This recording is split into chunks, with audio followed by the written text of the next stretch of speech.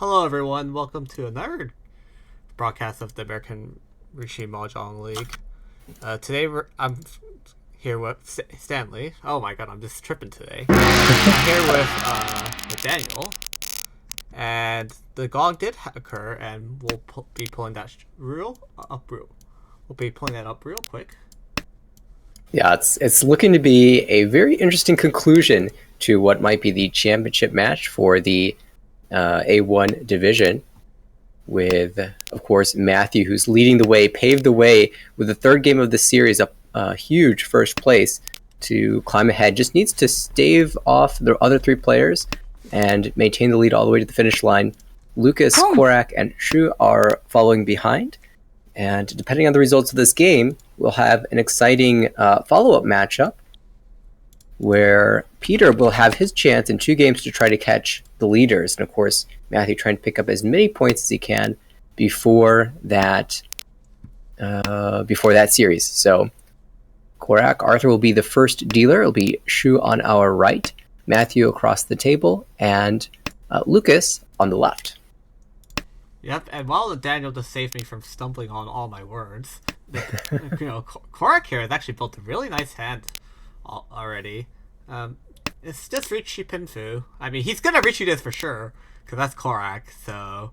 but it actually has a potential chance of being Itsu as well. But yeah, there's some really nice draws here into Itsu. And the 6 is going to be interesting as well, because you can sort of work towards Ipeko as well, which is another hand that Korak values, but chooses to let that go in favor of holding the 9, so the Pinzu acceptance. I thought he might have thrown the 2-pin to look for everything, but he might be looking for a hand on that side as well. Just because he sees all these lower Pinzu, or a lot of Pinzu being dropped, he might think that lower Pinzu is looking better in the wall to pair up later. Meanwhile, across, that's currently Matthew after a huge run. It's 2 days ago. But yeah, or was it yesterday? I don't remember. I think it was even yesterday. Yeah, just an amazing job by Matthew, and just wants to manage this game. So opening up here for the Haku. The Dora has come out from Korak already, so a little less concerned about A1 building a monster hand, and just aiming to chip away with the speediest hands possible to lock in a first. I really like this 2-pin cut here from Korak. I know most people's just go 9 so play it simple, but he is leaving open to Itsu, just in case. And here he's actually just throwing a 1-pin, because now that's the safest approach into Tenpai. Yeah, 1-pin, of course, once cut, and that 5-pin gives some more flexibility. We did see Lucas on the left opening up for Tanya Shantam. Yeah, now Korak also has the ability to open up for Tanya as well, so if he decides to do so. But he also just really wants to get Tenpai right now, because we're approaching this late in the game, and yeah, it's really just whoever can get to Tenpai fastest, because it's, we know that no one's in Tenpai yet, but Korak probably just thinks that everyone else is already in Tenpai at this point. Right. End of row 2, you're kind of expecting it, and we can see Shu on the right is Ishantem for Richi Pinfu. Yeah, Shu here unfortunately took a huge loss the other day, but so now he's currently pretty much he's playing for a first or really strong second place. So we're probably gonna see a lot more fighting from Shu. While probably the least involved player here will probably be Lucas, who's actually just playing for nothing. Korak will call for Keiten here. No Yaku, but it is valuable to maintain Tenpai at the end of the round. Lucas will call into a Tenpai, waiting 2-5 pin. Of course, holding so many of those 2 pins. Force so that's lighting up for Shu now will not deal in, but he will retain it regardless, as the Sozo look pretty live against Lucas. The bad thing is that the 5-pin here will most likely deal in, because the 3-6 pin will probably be the easier block to finish for Matthew. But Korak is gonna fold on the 9th, so because the Chu looks really bad, because it's actually just 0 cut right now. There's one cut, but yeah. It's so late, and you've only seen one. As you predicted, Matthew will call into Tenpai and deal in. It's just 1,000 points. Matthew is completely fine with that. Lucas is fine with that. Korak is fine with that. Shu is neutral. So far, in the early stages of this game. Nothing too dramatic is going on, but this is now Shu's big opportunity to pull ahead. Not a And very remember, happy hand for Shu, but it is pretty decently shaped. But there's not much value, so he's probably going to try to play efficiently as possible here. Oh, that's a pretty nice draw. yeah, Shu probably not very happy to see an early Yakuhai call from Korak. It's going to be a challenging game. Oh, wow, early Ricci, third turn. I mean, Matthew had the flow yesterday and apparently has not let it go, as already Ricci with potential Chun as well waiting for. So Chun Shampom. Yeah. If that was any other person, they probably would have went Chun, but thankfully this is Navitas, who doesn't have to push this Chun anytime soon yet. Yeah, south for starters. But out of tiles now. Well, it's going to probably be east first. Korak also with the east. Yeah. Oh, Shu's slowly catching up. Currently east Shantan, but the Chun looks like it'll probably deal in first at this point. 7 Mon first because that came out from Shu. Can also try the 1 Mon as a way to avoid because you have 2 of them. Yeah, Chun is just looking very bad, but 1 Mon will be safe. Anyways. Yeah, Luke is so grateful that Shu's clearing the way, and actually, Korak will call into Tempai on Dora Tonki. Yeah. Navitas will probably bail the triple 1 Mons here. Or go with the 3 Mon first, but the triple 1 Mons would probably be the bail, so the Chun's actually going to take a very long time to come out, most likely here. Lucas has been gifted multiple save tiles at this point and might be able to escape very cleanly now. Shu doesn't want to risk dealing in, so he's going to discard the 3 Mon, which is slightly more efficient for his final weight, because now he's going to be reaching on 5-pin 4 Mon Shabo. He does have Dora Acceptance in the last Dora, though. But that would have been E-Pots. Right. Well, still has 1 tile on the wall, just as Korak does. The only tile they can both win on is the 5-pin. Oh, so we're saying double Ron 5-pin. Oh no, that would not be a good outcome for... I guess the only person who would drop that is Matthew at this point. Yeah, the person Ricci. Oh, that hurt. Dealer Mongon, and then there's also 52. That's pretty bad. Yeah, maybe exactly 39. 39. I saw 2 terminals. I was like, it's 52. Yeah, most of the times it is. On Tsumo it is. Yeah, on Tsumo it'll be. But the Chun is also. But we haven't been talking about it, but this Chun and Forso, there's still 2 left in the wall, surprisingly. This yeah, so technically Matthew with the wider weights here. Yeah. And everyone's just shoving.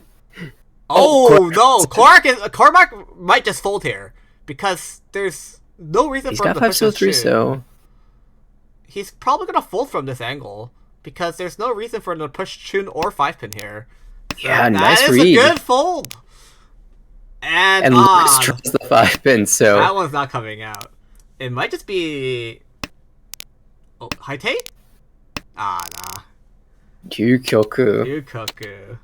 And Korak looks around the table, says 5-pin deals in, Chun deals in, alright. And he's really happy with himself right there. Yeah, losing 1,500 points, but not dealing into what would have been some pretty significant hands. Matthew also quite fortunate to not have drawn the Dora in any of those moments when both players were Tempai for it. Yeah. And for Shu, you've picked up points, so that's good. If you can pick up the 2,300 that's in the middle of the table as well, that'd be pretty massive in addition to whatever you can find here. That was also... because of the early Ricci, if it wasn't for the Ricci, Shu would have never discarded the safe tile over the 4-Mon. It would always be the 4-Mon cut for 2-sided.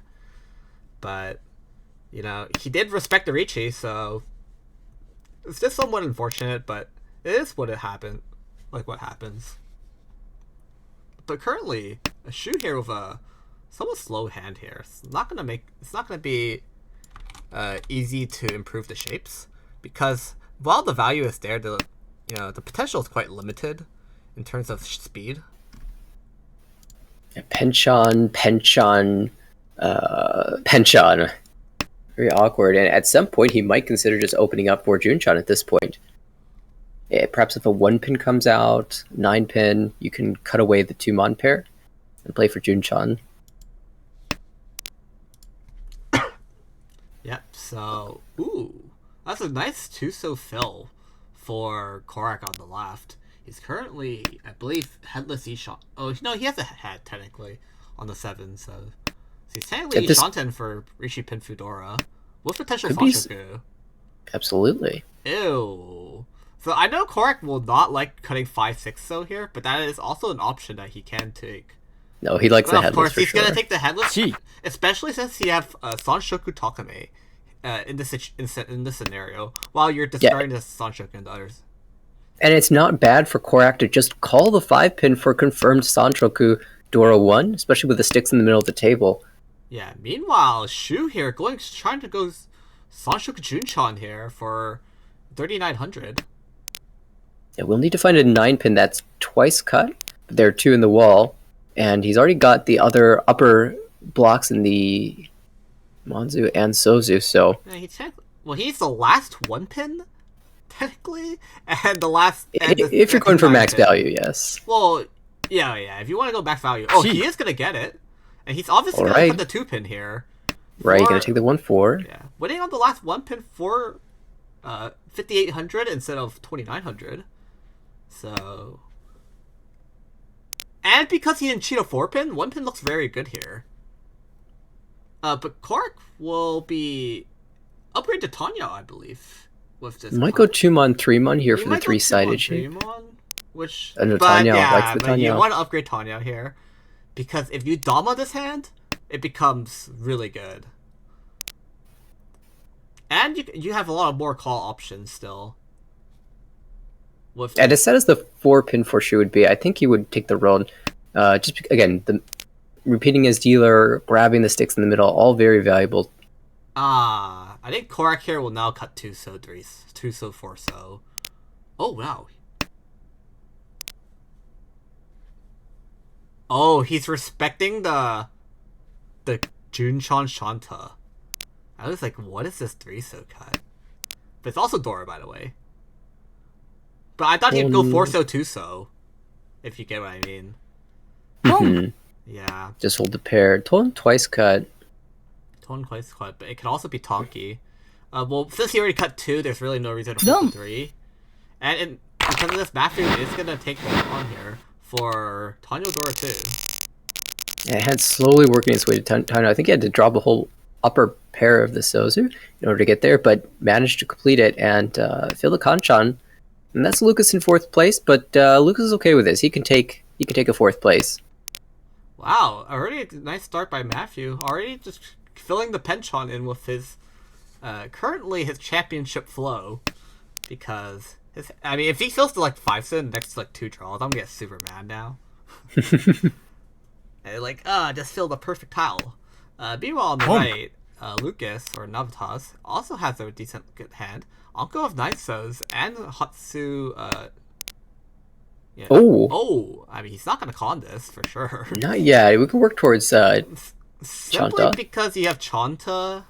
Yeah, you're not gonna con this anytime soon.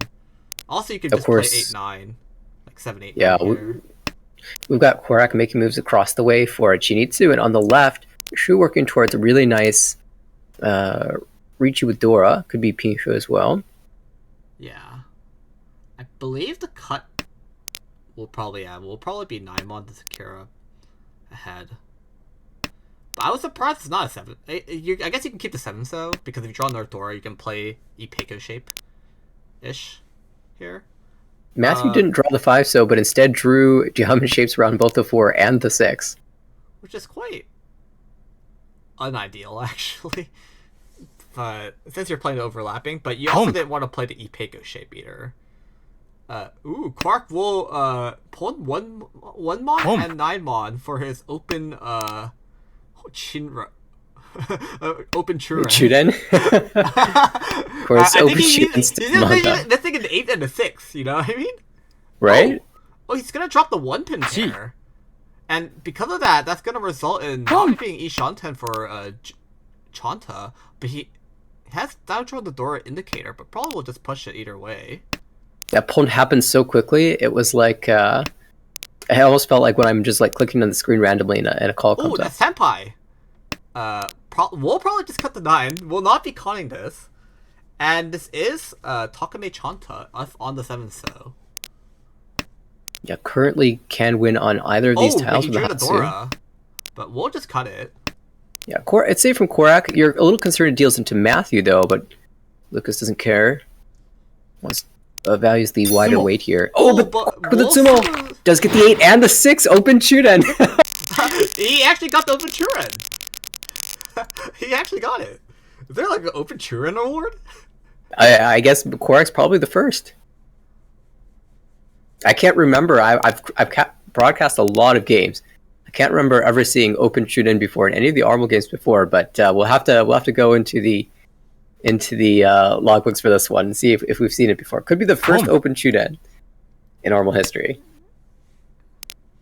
Of course, just the Mangan and Korak will jump into first place. Ooh, this is going to be a quick hand from Navitas, and he has hidden Dora 2 in his hand, which is going to be very bad, because, I mean, to other people, he just looks like he's going, like, Haku Toy Toy, because that's, like, the only reason you would pawn 8 Mon in the first place.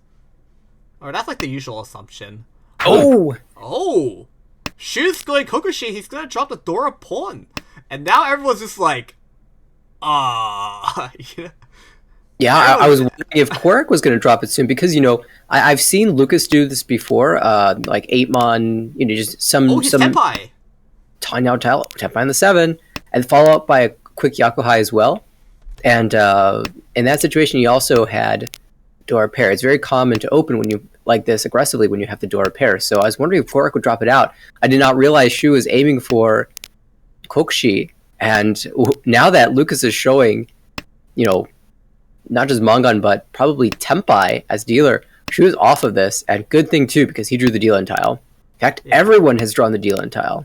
Everyone has drawn the deal-in tile, but Shu is thankfully respecting the Dora pawn, the dealer Dora pawn after he drops it. And thankfully, so now he's just gonna have to slowly just hope he upgrades to Toy Toy. And then, yeah, just hope you upgrade to Toy Toy here. If you cut 6, that would be actually kind of good. But I guess you don't want to cut 6 either, because you know there's a person going Kokushi, so there's less chances of upgrade to Toy Toy later. I think this is going to be not a question if 3-pin ever gets dropped for no reason. Because 3-pin will always 100% get pawned, and they can Toki shift. But surprisingly, there's a lot of 6 and 8 sets left in the wall for him to upgrade to Toy Toy. And of course, no one here has a reason to fight. There it is! I mean, you have to upgrade now. Oh, and Cork will draw the 3-pin deal-in tile. So, I guess his weight went from 0 to 2. Wait. So what is this? Haku, Toy Toy, Dora, 3. That's a Hane. Yeah, that's a Hane. 18,000 for Lucas if you can pull this one out. There are 2 6-0 in the wall. The real question is, where's last Haku? And 8 Haku. Oh, Khan, Dora 4 ring, Sean Tsumo. Will everyone be able to defend? Korak finds 4-mon. Ooh, wait, does dealer also have Haite as well? Tsumo. Oh, he hits it! He's gonna Tsumo. Tsumo! 6,000 all, Lucas. In control, and that will make things significantly more difficult for everyone at the table. Of course, Matthew in a position to not care. Korak still over 3,000, which is perfectly acceptable. But for Drew, this is going to be really awkward now, because remember, condition was a good second place or first place, and now you're 20,000 points behind. Yeah, I believe he needed quite a good first place.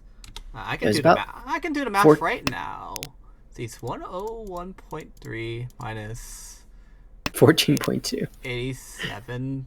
84.1. Oh no, he's just 87.1. I don't just can't math. So he needs a 14.2. So he needed a 39,300 or 39,200, because if there's a tie,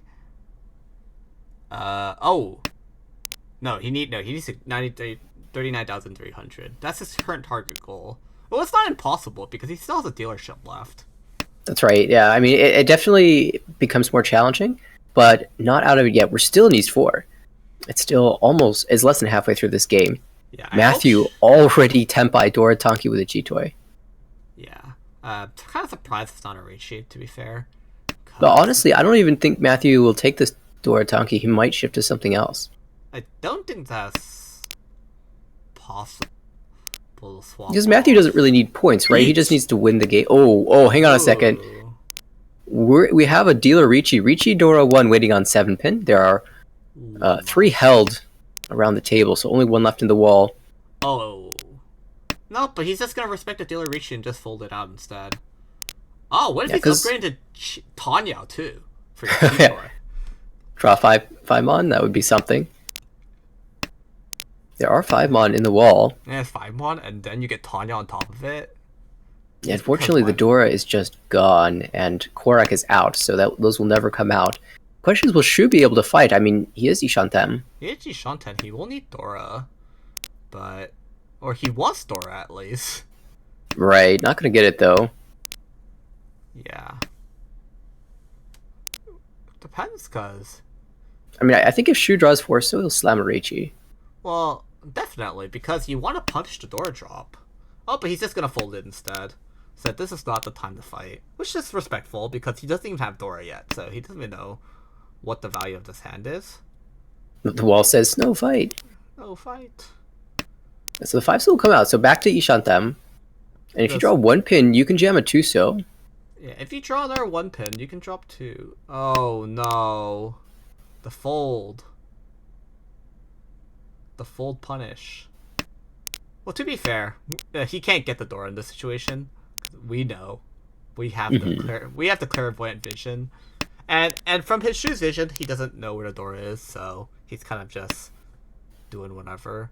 Unfortunately for Korak, he's getting baited to go back to Tenpai every single time. With 1 mon, 6 mon cut, you're really suspicious of 2-5 being in Lucas's hand, or maybe waiting on it. Yeah. The 7 pin is still somewhere in the wall. Maybe dead. Maybe we'll get Sumo'd. We don't know. Everyone else is just basically playing... Oh, Khan! Oh, reach on! Lucas found the 1 tile. And it was in the dead wall. Fortunately for him, it was the first tile off. No Ura. But it's a Mangan. Riichi Tsumo Rinshan Dora. Wow. And, well, it turns out that it was actually Lucas with the flow of this game. I'm gonna say sorry, Shu. I'll be seeing you next season, A2. I don't think you're being this type of flow.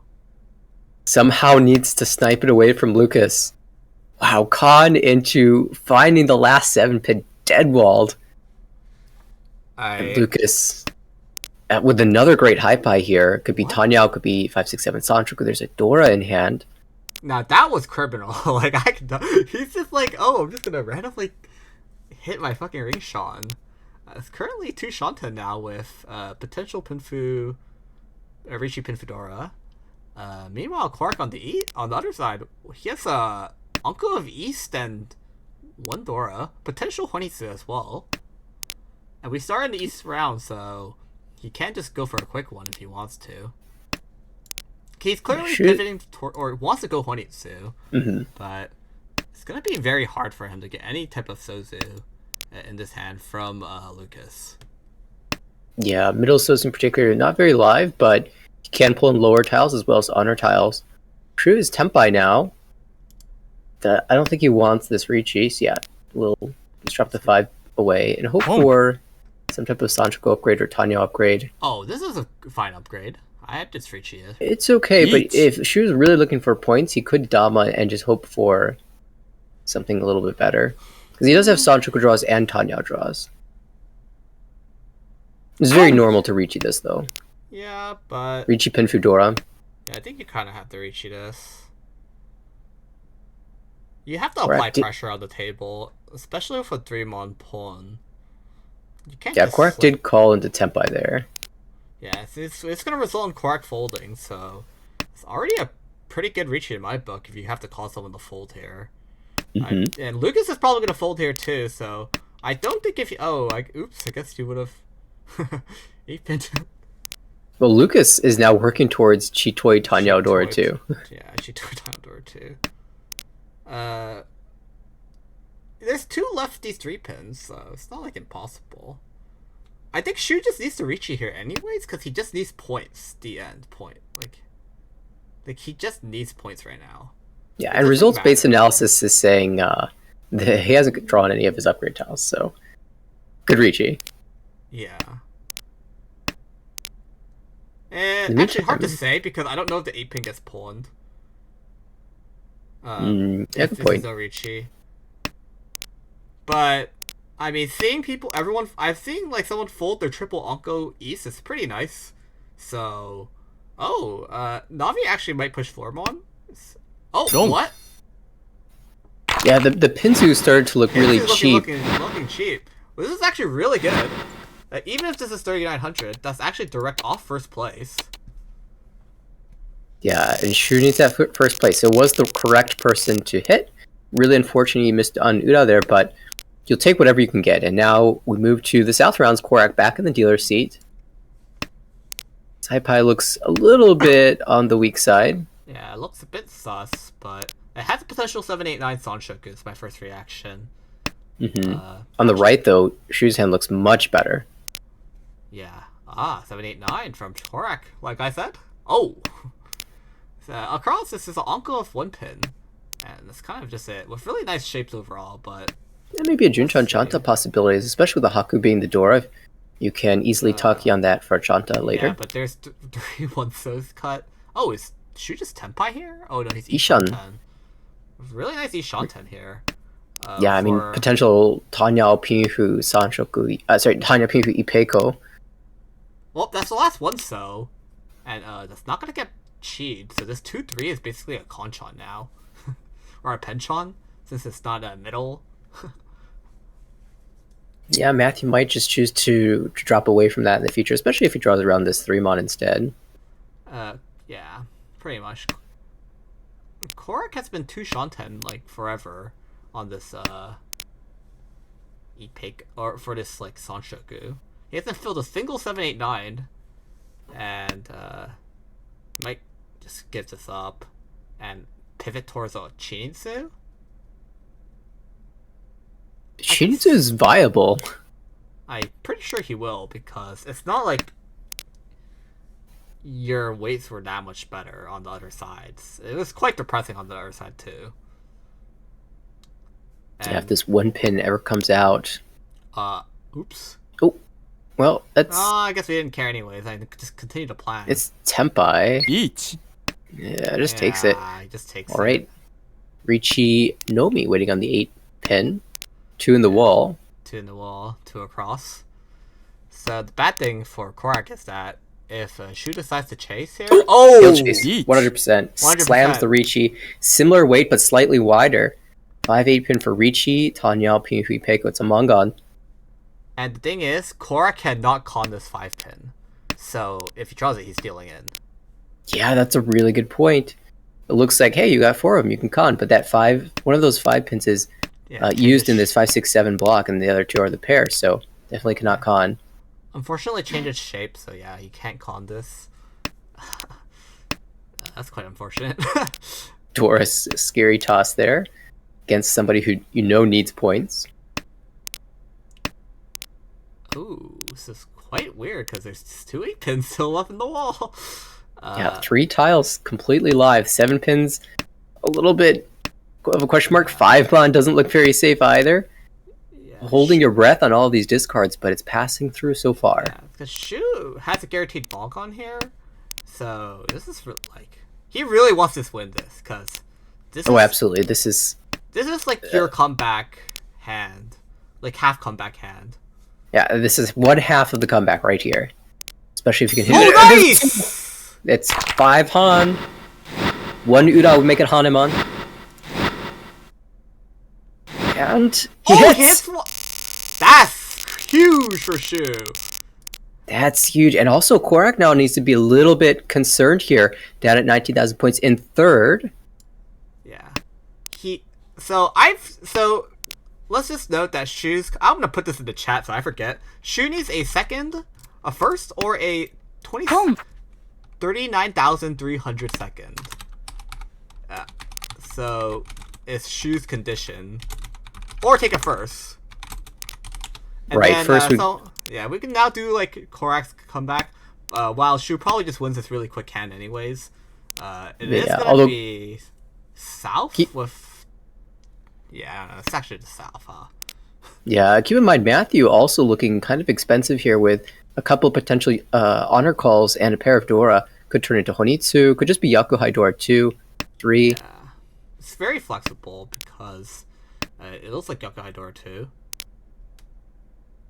Nothing set in stone. The player who is most comfortable at this table currently, Matthew, but it's Korak will take an early Ricci, Pinfu, potentially Dora if the 6-0 is the winner on the 3-6-0 weight. Shu will probably cut 9-mon here. Oh no, he's just gonna go south. And that one was pretty safe, but Matthew gets his Hatsu, and I think he'll try to fight here a little bit.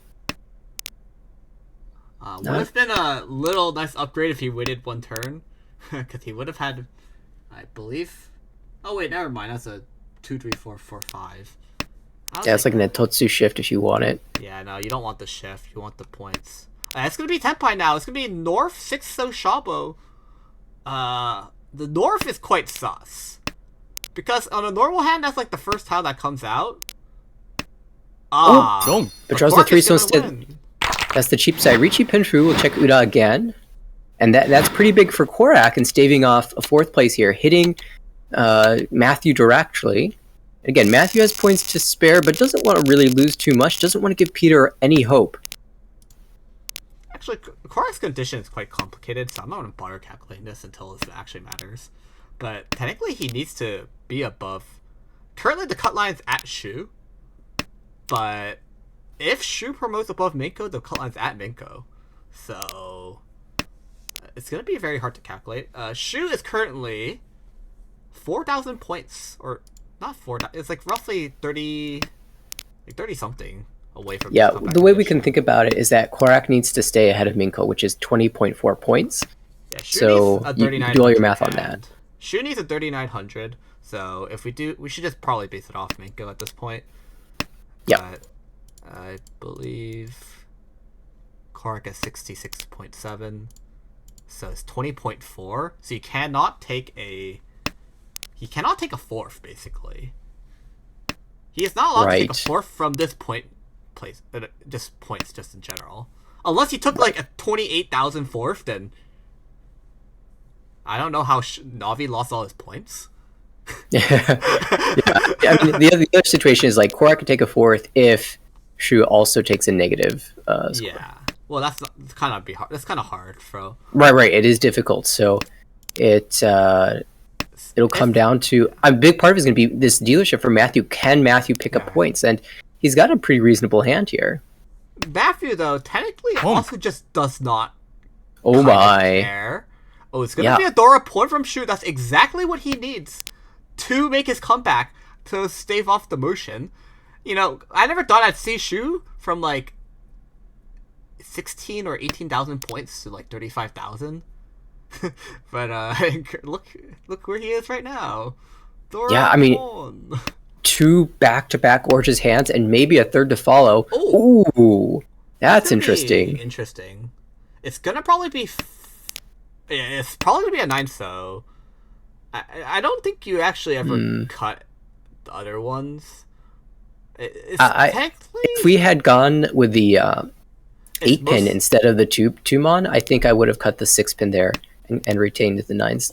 So, but because the 6-pin is not very live. I think the reason why he didn't do it is because Korak cut the 6-pin, so he thinks that he can get a 7 or a 5. Yeah, that would make some sense. Because Korak probably doesn't need 2 of those tiles. Oh, but Korak just randomly starts pairing up this... Will Korak actually draw back into that shape? I think he'll not ever cut it, because he just is folding from here. So he's going to have to draw it himself. One thing Korak is very concerned about is the fact that Matthew dropped the Dora. It means he's probably pretty close to Tenpai, And if The that's the real read, I question is mean, if that's correct. I'm not sure if he's gonna follow here. Like, oh, he is gonna Gee. follow. Like, I was like, it's a 50-50 because he's really concerned about a cross as well. And it's gonna be Tenpai 3-6. Oh, well, that's not coming out. I can tell you that. Right? Lucas. I mean, that's just Tenpai on 7 Mon, right? Honestly, Lucas can deal just, in. Yeah, he's just and gonna just fold, moved us all to Alas, but he will fold here. which makes sense. There's no reason not to fold here.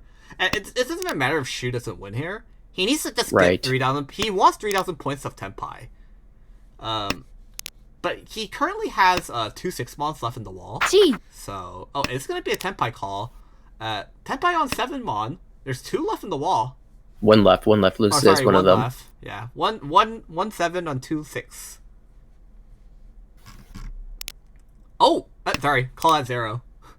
Wow, Korak was thinking about cheating that tile, let it pass, and as a result, drew the winner tile. Oh, otherwise, Shu would have been dealing in. Yeah, would have saved. Actually, it's just saved Shu so hard here. I know, deals another. We'll just take another one. I believe there's 2. I think there's one 6-mon left. 1 6 left. And all the 3s are drawn now, or in the calls. Ah. Oh, well, that's good. I mean, now no one can ever deal in, so it's just 1,500 each. Korak just has to pass one more tile. I mean, he's probably just gonna go like, yeah. 9-mon was Genbutsu, and so it will be 2 players, Tenpai, Matthew and Shu, which helps both. The outcome that is least favorable for is probably Korak. Yeah. So, yeah, Korak cannot afford to go under 15,600 points. They're in 3rd place. And he just can't be forfeiter, so... it's not good for Korak, actually. He played that quite well in terms of folding it out, though. Yeah, I mean, just overall looking at... Well, we can do the recap later, but so far it's been really solidly played by everyone in trying to meet their conditions. But Matthew, really nice high pie here for a dealer repeat. Ooh. Continues to draw well in the Pinzu. Is this going to be a very quick hand overall? I mean, he's currently just really strong floater tiles in general. Korak is not going to call because he just wants to end the game as fast as possible. But will cut the 3-mon instead of cutting the Chun here. The Chun actually might have benefited him a bit because it would have given an extra chunk and it would have been a point from Lucas. And you actually do not care if Lucas wins here. He's the one person you actually don't really, like, kind of care about in this scenario. Meanwhile, this is Tenpai. I was going to be like, it's Ishanten. No, it's just Tenpai now. We'll be dominating this on, I believe, 3-6 pin. Boom. Korak will make his move. Korak will make his move. Does that... Ishanten. I'm wondering if that will encourage Matthew to recheat now that Korak's opened twice. I doubt it. Because he's just too many upgrades for Ipeko or like 3-sided weight. And the points are so close. Like, do you... Oh, yeah, it's probably going to be around here.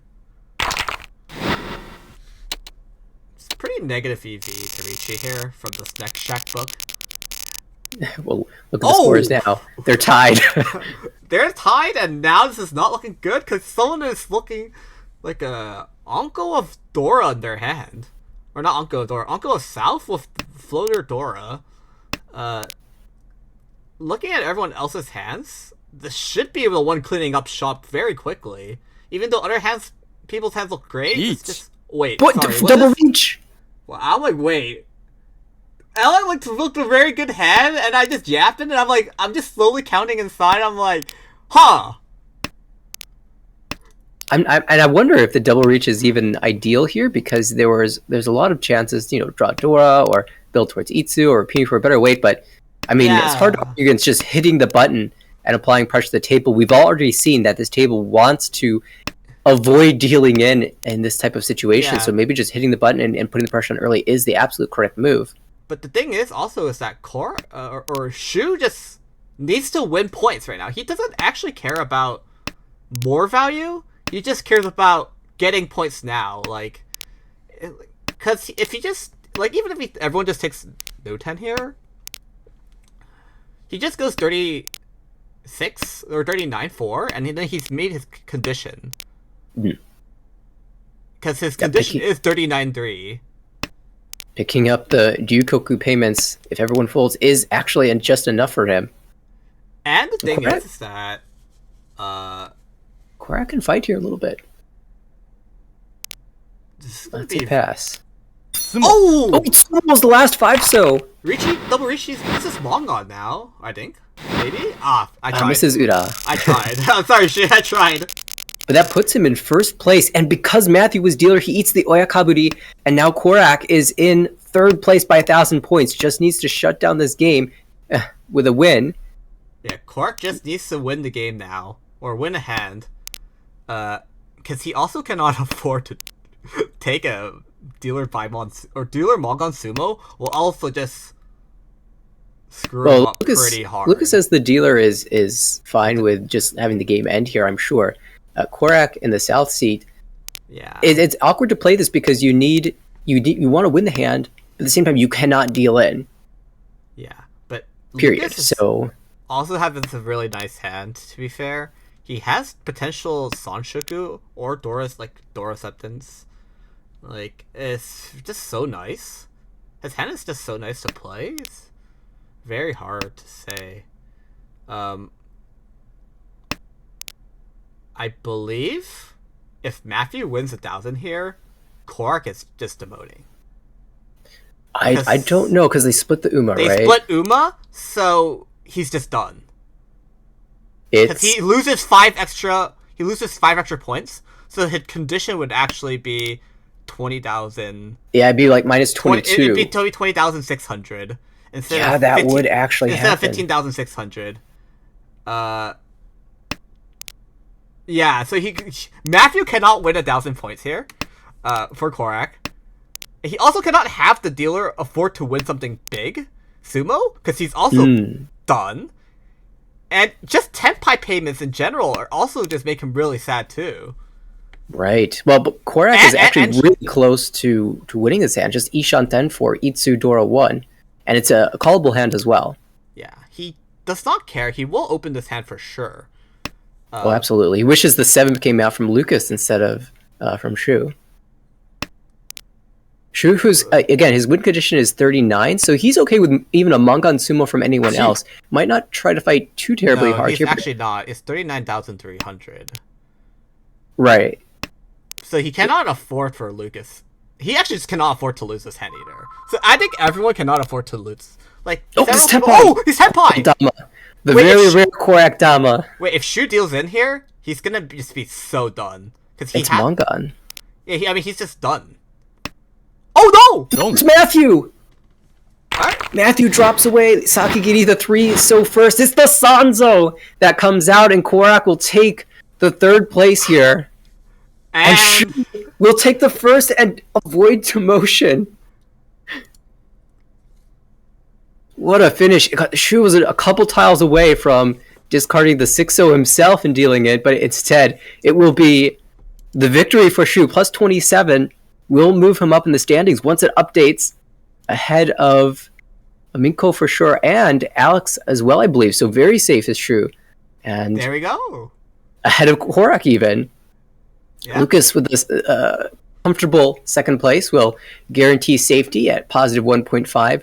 Korak with that final hand, Itsu Pinshu Dora Mangan will win lose 8.3 points, but that's enough to stay safe. Importantly, ahead of Alex. So even if Aaron or Steve in the final 2 games of their 2/4 games of their series respectively, if they manage to pass Minko, there is one player of buffer. It would be Alex who would be in the hot seat and not Korak. It seems like at this point Korak pretty safe. Fingers crossed for him. We'll be watching the other 2 games closely, other 2 series rather. And for Matthew, took a little bit of damage in that last game, but still in first place overall, 213.3 points, and that is about 90 points ahead of Peter, who is the closest person to catching up. So in 2 games, needs to pick up what is that, 90.1 in order to tie. And I think Matthew has tie breaks, so 90.3 or 90.2 rather, for Peter to catch up here. Good guy Matthew, creating the final perfect ending, the happy ending we all wanted. Shu promote, or doesn't demote. Korak doesn't demote. I mean, Lucas was just a spectator. He was just popcorning because he decided to stop. He decided to like make it fun. After that, he was creating a narrative for all of us. He's like, yeah. Do you remember when he won that Hanuman and you said, "I'll see you in A2, Shu"? Man, I'm telling you, I'm just reverse cursing him. It looked like Shu was completely out and then came back with 2 huge Tsumos in a row, and then that Dora call that made things really scary, and then one more win to pull ahead. That double reach, last tile 5 so Tsumo to move him up into a position of safety. I swear to God, these PMLers always just double reachy in A1. Like, have you this season?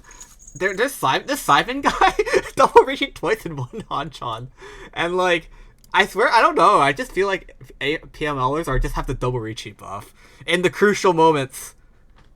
They pull out the double reachy. I don't get it. We were even analyzing which was the better double reachy tile if you have a selection. We have the double reachy tech on.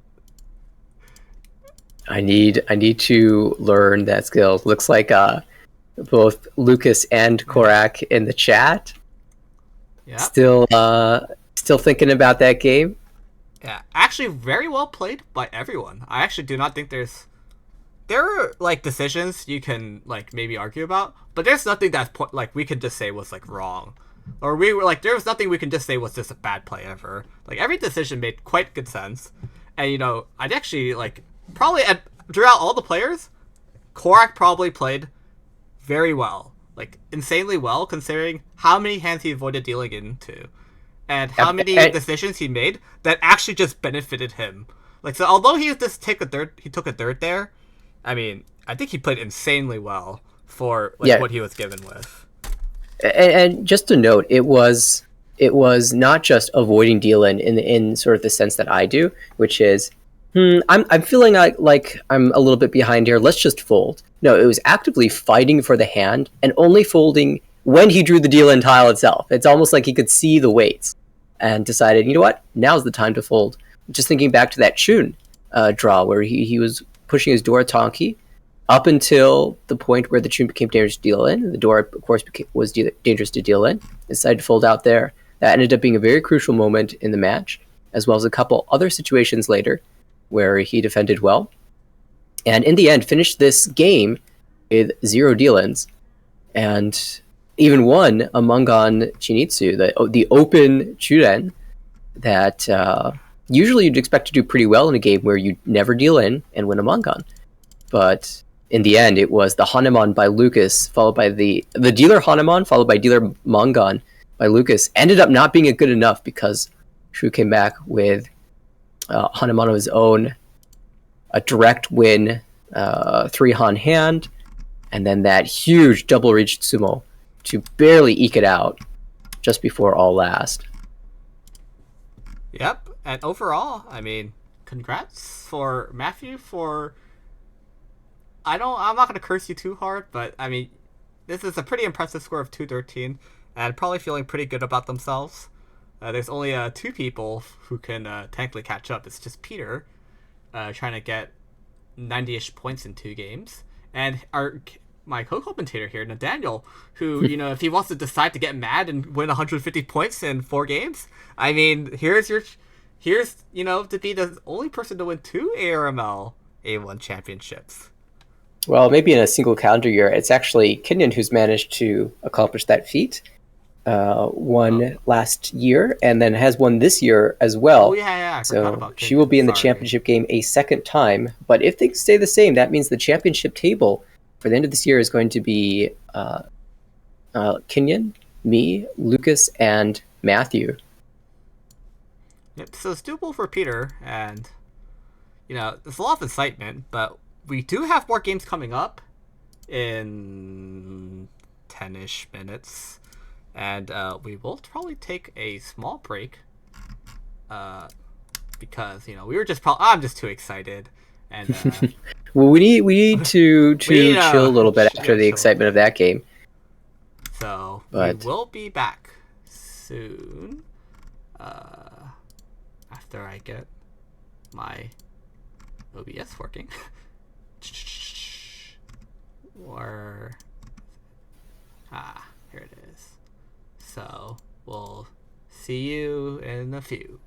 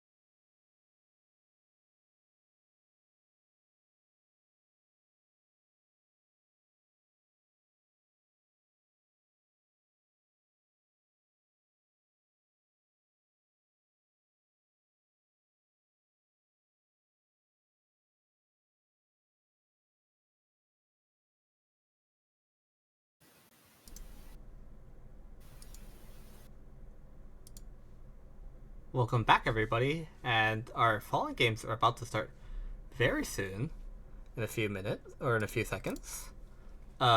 This is another match featuring another A1 table. We're gonna have Aaron as our starting dealer, followed by Peter, then Garrick, and finally Andre as the last dealer. There is several conditions for these players to make. Peter wants to overtake Matthew, who unfortunately took a fourth last game. Cork winning that Mongon made it slightly easier for Peter to overtake. He needs to get 90,200 points throughout the series of course of 2 games. Meanwhile, Aaron wants to avoid the motion to A2, so he's gonna have to overtake Alex with the combined total of 54,300 points over 2 games. So both these players really just need to take a first in this scenario. But Aaron's starting off a really strong hand.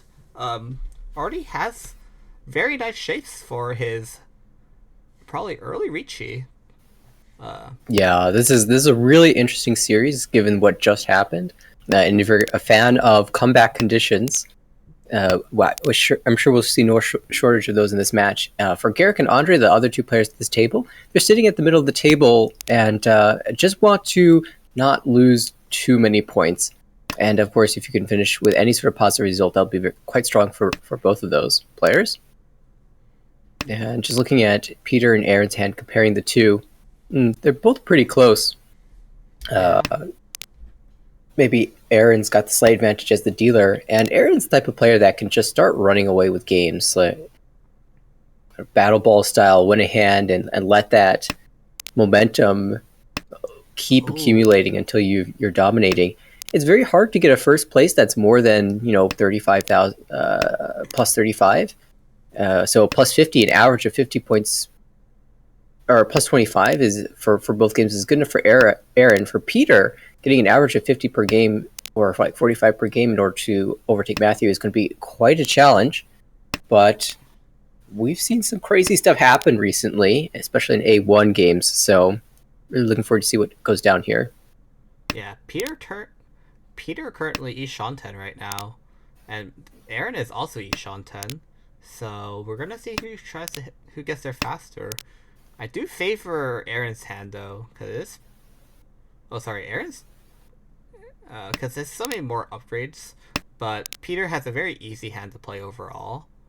Yeah, and let's not forget about the other players at the table. Everyone is Ishan 10 right now. Yeah, well, Aaron's gonna improve one of his shapes to a Gunman, so it's gonna be somewhat easier to play.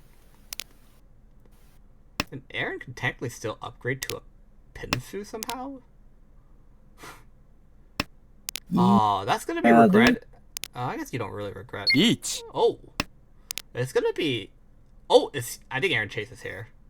Yeah, typically Aaron just slams the chase. Those Mon tiles looking a little suspicious, especially because you're holding so many of the 4-7 Suji. But slams Ricci anyway. It turns out it's the 1-4, not the 4-7. Yeah, so Aaron a little bit suspicious, but has to shove anyway. So it's dealer Ricci Nomi waiting on 3-6 pin versus non-dealer Ricci Pinfu waiting on 1-4 Mon. Ricci? Gee. It is on the 6-9 pin. So Peter is saying, I just need to win hands. I've got to fight, even if it's Furi-10. And Garrick calls for K10, ends up drawing the winning tile, but of course can't Tsumo because there's no Yaku. Instead, the 4 pin will be drawn. That's not going to deal. And then also because of the K10, no Yaku issue. Yeah, so Furi-10. 2 people are Furi-10 at the moment. The wait for Andre is very dead. I think all the 1s are gone, all the 4s are gone. So Andre's drawing completely dead here. Yeah. Meanwhile, the 3-6 is Tsumo. Tsumo comes in on the last 9 pin. Well, if this is any indication of what's going to happen in this game, it's going to be a wild one. Ricci Tsumo Pinfu 2,700 plus the 3 Ricci sticks for Peter, and we're already kicking this game off with a wild one. Technically, one of them is his own, but Peter's going to be really happy about winning that Furi-10 Ricci. I don't think Peter forgot that he dropped the 9 pin. I think he just said, I have to take this fight. I think he just said, screw it. Because he said, if I'm gonna overtake Matthew, I'm gonna have to start doing I mean, you gotta take Jurassic. He has to take a lot of risks to be fair to hit 90,000 points throughout 2 games. He needs a double first, and he needs a strong double first. He can't just hit 2 random firsts. So he needs That's on a average great start. he needs on average at least 50,000 every. Yeah, what is it? You said the gap was 90.3? 90.2. 90.2 is 90.2, so 45.1 per game. It needs to overtake 90.2. But so what? 45. So how do you get 45? You get 15 from Uma, and Dirty 60,000. 60,000. Or you shaft everyone under 30k. So it's a bit easier. Yeah, it's going to be easier to knock people Like below. So that's like 55,000 first. 55,000 it's so hard. 2 times. It's not impossible, but I mean, we can see Peter's definitely playing for it with that first hand. yeah. And East comes out. We'll see Aaron open up as well. So we've got an open by Andre and open by Aaron. It's going to be a little bit tricky for Peter to complete this hand, although he is 2 away from Tempai. Yeah, thankfully for Peter, or not thankfully, but his hand is just kind of slow. I don't want to say thankfully he has Dora Acceptance, but that's like literally the only redeeming factor about his hand. Sanchoku. Don't ever forget about Sanchoku. Oh yeah, I forgot Sanshoku. That also like that is actually quite strong. If you can fill this 3-pin Penchon or the 4-so Kanchan, get Richi Pinfu Sanchoku Dora. Unfortunately, that would be enough. Fortunately, the 2-so was just early cut. It's gonna be Tempai now for Aaron on 7 Mon. There's 1 left in the wall. Meanwhile, a cross has been. That might come out right. In right every single time. He knows something's up. Oh, and he's just gonna stop on the 7 Mon temporarily. That's a really good read, understanding that this is kind of risky. Yeah, when Tadashi late second row are always a big question mark. Gadra will call into Taki. Ooh, it might be 8 Mon here. Or 8. Oh, he's just gonna completely fold it out for a bit. Yeah, it's a very late Tanyao shift. But I do respect it a bit. He will probably call the 2-so if it does get dropped. I mean, there's no reason not for it to get dropped, considering it's Aaron. Right. But the 4-so Tadashi was really suspicious. And that's why he's...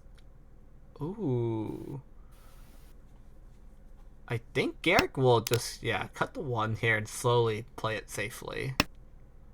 And it's going to swap to the Dorotonki now for Andre. Andre's going to swap to Dorotonki. 6-pin is safe. There's a chance of Garrick dealing in here. Or not Garrick, Peter. If he decides to push for Tempai. Oh, he gets the wrong tile. It's the right tile, but it's the wrong tile. That will deal into East Dora 1. Yeah, valiant effort for Peter to try to dodge that 7 Mon dealing for so long. So, and now Garrick is the dirt dealer, and he's gonna start with a really mediocre hand overall. Meanwhile, on the right, that's looking like Kokoshi, but this won't be a Kokoshi. On the cross, this is gonna be a somewhat sad hand too, and on the left, that's also a sad hand. Oh, everyone has sad hands. Nice. Yeah, at least Garrick as the dealer has paired up the Green Dragon and can open up with Yakuhai. Just gonna say a right is 9 would have been 9 Kokoshi.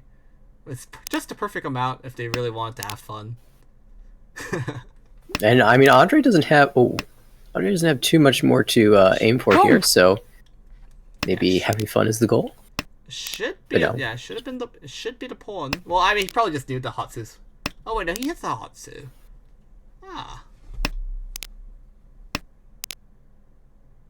Slow going still, another pair across the table. 2 players now with this 3-3-4-5-5 shape.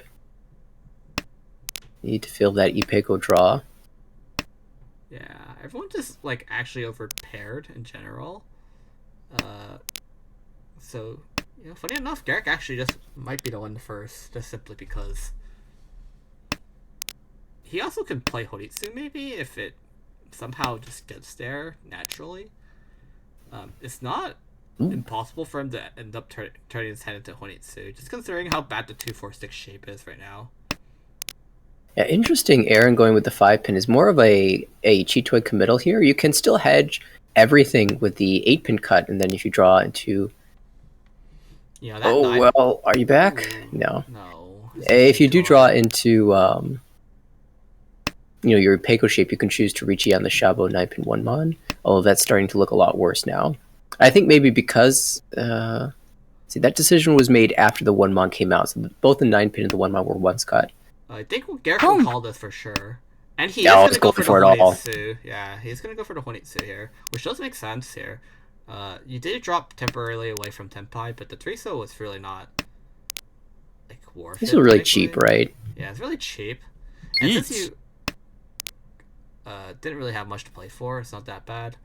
Ooh, Garrett, will be a Ricci, 3-6. That Strangling 6 is going to hurt a little bit, but Garrick will play it as efficiently as possible, and will end up cutting the not dropping the 1 Genbutsu in favor of just forcing this Honitsu first. Tsumo. But will be Tsumo. a Sumo. So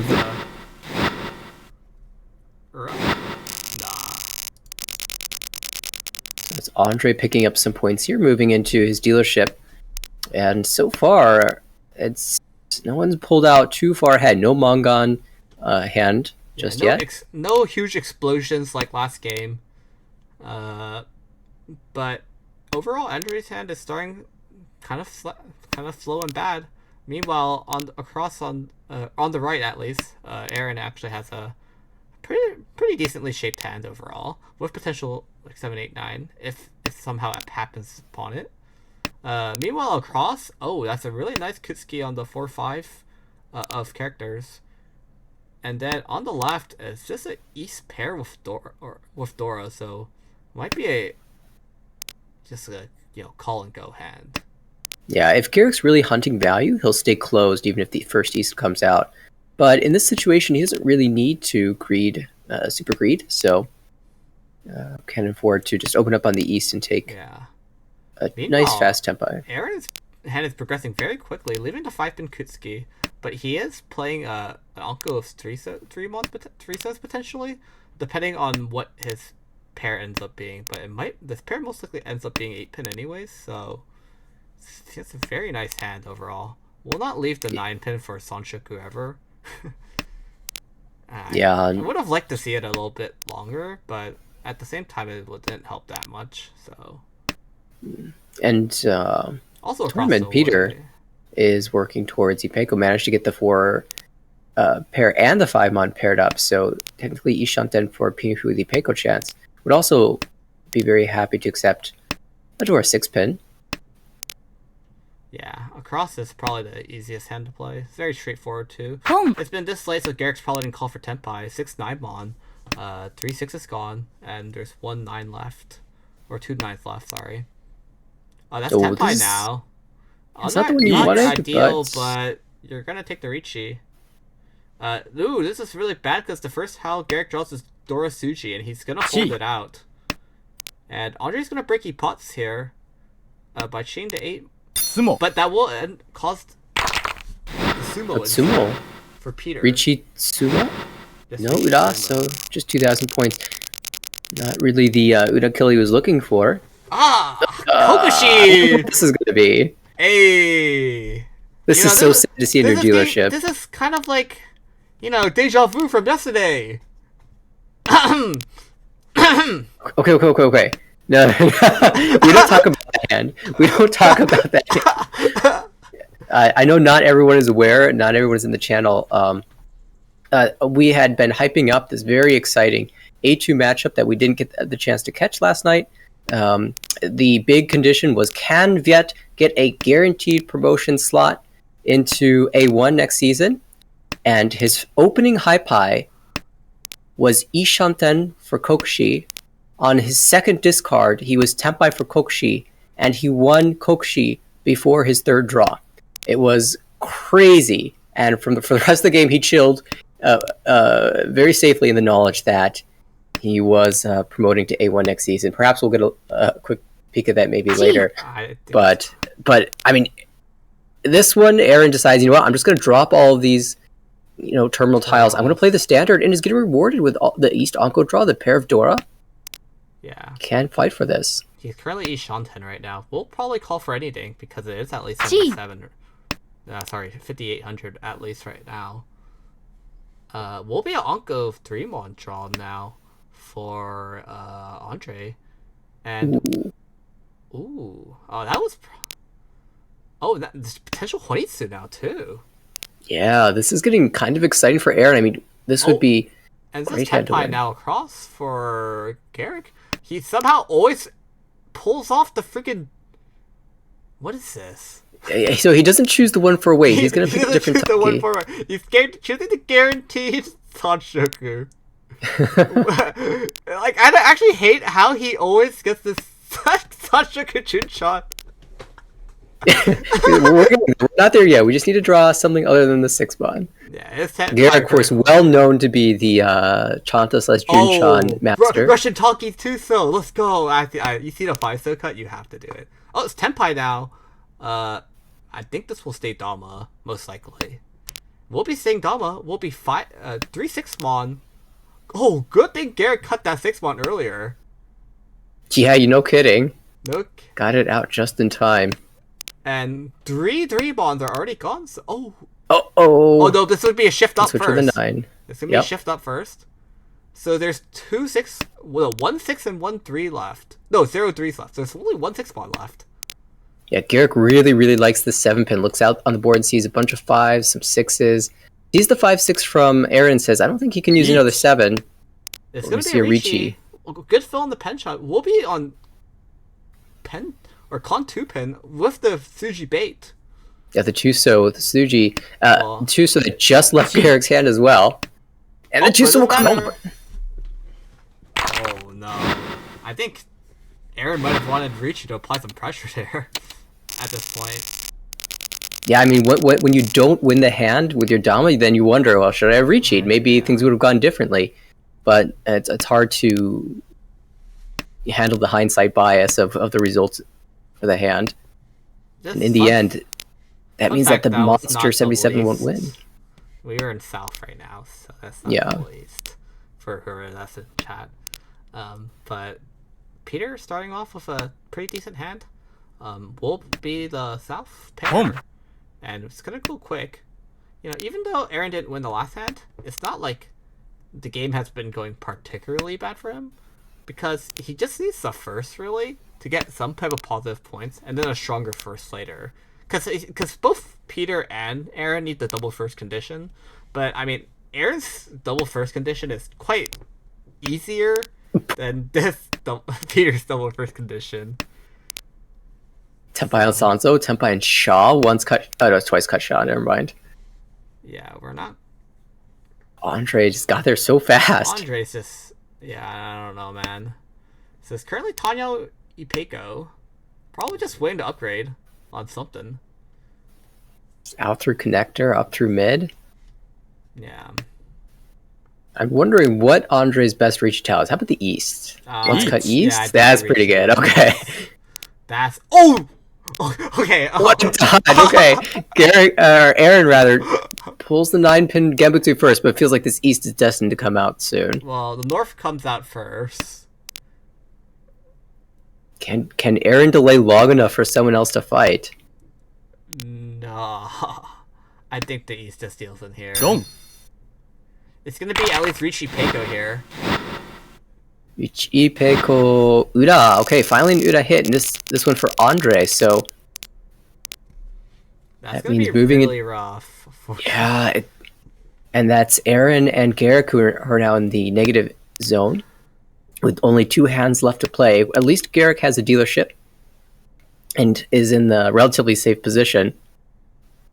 Yeah, Garrick's starting with 4 pairs actually. Potential Chitoi, but I mean, knowing Garrick's not gonna be Chitoi.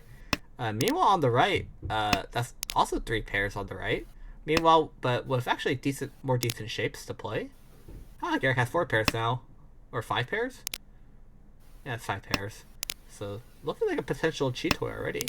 Meanwhile, across, Aaron is playing this hand pretty standard, and he's Tenpai. Oh, Tenpai. Okay. Riichi. Just slams the Ricci on the 9-pin. Ricci, Chitoi. Chitoi. And there's 1 9-pin in the hand to the left, a 2 in the wall. It's just such an early Ricci. I told him, I was like, it's probably not going to be Chitoi. He just draws perfect. There's an Anko. Oh, another 9-pin drawn. That's gone. Yep. And Peter was probably dreaming up a little bit of a Kokushi here, and now might not be able to. Not Kokushi. It's gonna be. What's gonna be somewhat bad if it goes 5-8-pin, and then 8-pin becomes Kabade, so 9-pin looks safe. That might be. Oh, it's 8 right here. So if Andre decides to fold this completely, might be a full 8-pin Kabe, and 9-pin just looks safe. Oh, that's not good. Nah, Suji, that's even worse than the 8-pin starting to come out. I think that's the next tile for Peter here, like soon. After he's... Tsumo. Just okay. Tsumo. Ricci, Tsumo, Chitoi. Uda 2 would be Hade. Right now it's 96. Nah. And we'll stay that way. No Uda for Garrick, but that will move him into first place in this game. And a reasonably fast high pie to open up in the next hand can call the Haku and a couple other pairs to move forward. A good Gyaman shape in the Pinzu as well. Yeah, Garrick starting with a Yakuhai pair. No one has these Hakus yet, but across just paired up Yakuhai Hatsu as well. So both hands seem to go relatively fast overall. Garrick drawing one ball and looking Chitoi flashbacks again just after winning one. He might be living the glory to go another one. Nah, I'm just kidding.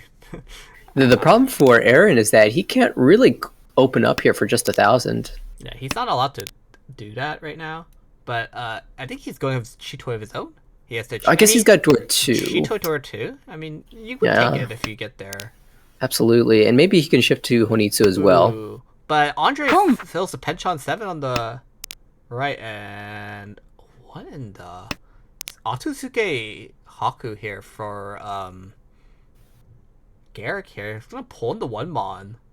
Yeah, I don't even mind this either because these other tiles are fairly easy to call, and he can easily work his way towards Toy Toy. Whoa, he's not gonna. And I think that's why the 5 is not being called because it's a Yamen. You can easily fill that later. Oh, especially no. Your Kami's going for Kokushi, which their early discards really makes it look like they're playing for Kokushi or some type of Chanta. And that's gonna be very punishing for Aaron across because he did drop the Anko of 3 pins basically. And here we are. That's Andre cheating for opening up for Tanyao. It's gonna be Ishanten now for Aaron. Aaron's gonna try to keep being able to use Dora as much as possible here. That is Tenpai for Andre. Just no Yaku though, so it's just currently K10. Very easy to shift though.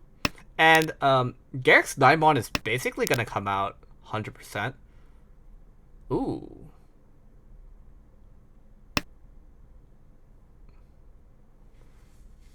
Just the Ishanten shape will be a pawn followed by 9, followed by pawn, and then 6. So now this East is getting a little bit uncomfortable in hand for Garrick because, again, there's that Kokushi. So the question is, how long do we want to hold it? Do we ever just fold because we don't want to potentially deal into a Yakuman? Well, I don't think Kokushi's happening with the 9-so cut. So, yeah. Oh, the Senpai! Wow. What He's the? so... Not many of those left. Taki 6-so. Ends up that is here. Andre indeed just having no fun. And said no fun for everyone. He's the gremlin of Christmas. And that means in all last. That's a very dire situation for Aaron. For Peter as well, this is not the goal he was looking for. And they both need a bit of a monster in this hand. Otherwise, this game will be shut out. Well, Aaron has now gonna have double Yakuhai right now, at least. Yeah, but it's not just double Yakuhai. This is Daisangen. Yeah, well, I mean, I'll let you cope that a little bit. But when you open your hand for this, you're playing for Daisangen. It's not good. I mean, you at least have to play for 8,000 here to get some points back. That just depends on how many people give you respect on this. It's not going to be that much, apparently. I guess they're going to go for Shosongen at least, for at least 8,000 here. But Yeah, because we need a pair. that's going to be a Tenpai for Andre. He's going Could see the pin tiles come out. Oh, yeah, he's just gonna try to go for... not Sanshoku. He's gonna try to go for... Horitsu. And yeah, we see Garrett calling twice now. Atosuke on the pay. Well, it's gonna be pretty good because if he chose that 4, he would have gone to 1. There it is. There's there it is. And this is the hand he was dreaming about. Oh, dude! Now do we call all these tiles coming out, but not the 2? Well, with all these tiles coming out, you expect that the 2 will come out soon. So, So the unideal draw is if you draw 7 or 8 mon. Actually, it's you probably just have to throw that back. Worst one. Well, actually, it's not that bad because it still gives you Daisanka chance. So also, where's this North? Because I don't know who's stopping on North here. Yeah, other than Peter across. Aaron will have a chance to Tonki on it if he decides to do so, because it's very obvious what it is. This is Tenpai now, so is he gonna sacrifice his Shosongen? And he probably will do so. He is currently basically Penchon on 6mon because 9s are already gone. He may or may have forgotten this. So I will give him the benefit of the doubt that he did not forget this, just because he Tenpai. You just have to take your Tenpai. But this means that if he draws the Dora 5mon, you can just cut the 8 and not lose anything. And it's going to be a full bail, but because of the bail from Aaron, he's going to just not deal in. And he's not going to ruin Aaron's dream of trying to get some points back before packing up shop. Kong. Oh. Your Dora 7-pin. The new Dora? You're like, oh. Not so helpful. And Garrick's cutting 4-so, 5-so from hand. Looks like he's bailing. It's still Tenpai. So he currently has 6. There's still 2 6s in the wall. He should not swap Shabo. Yeah.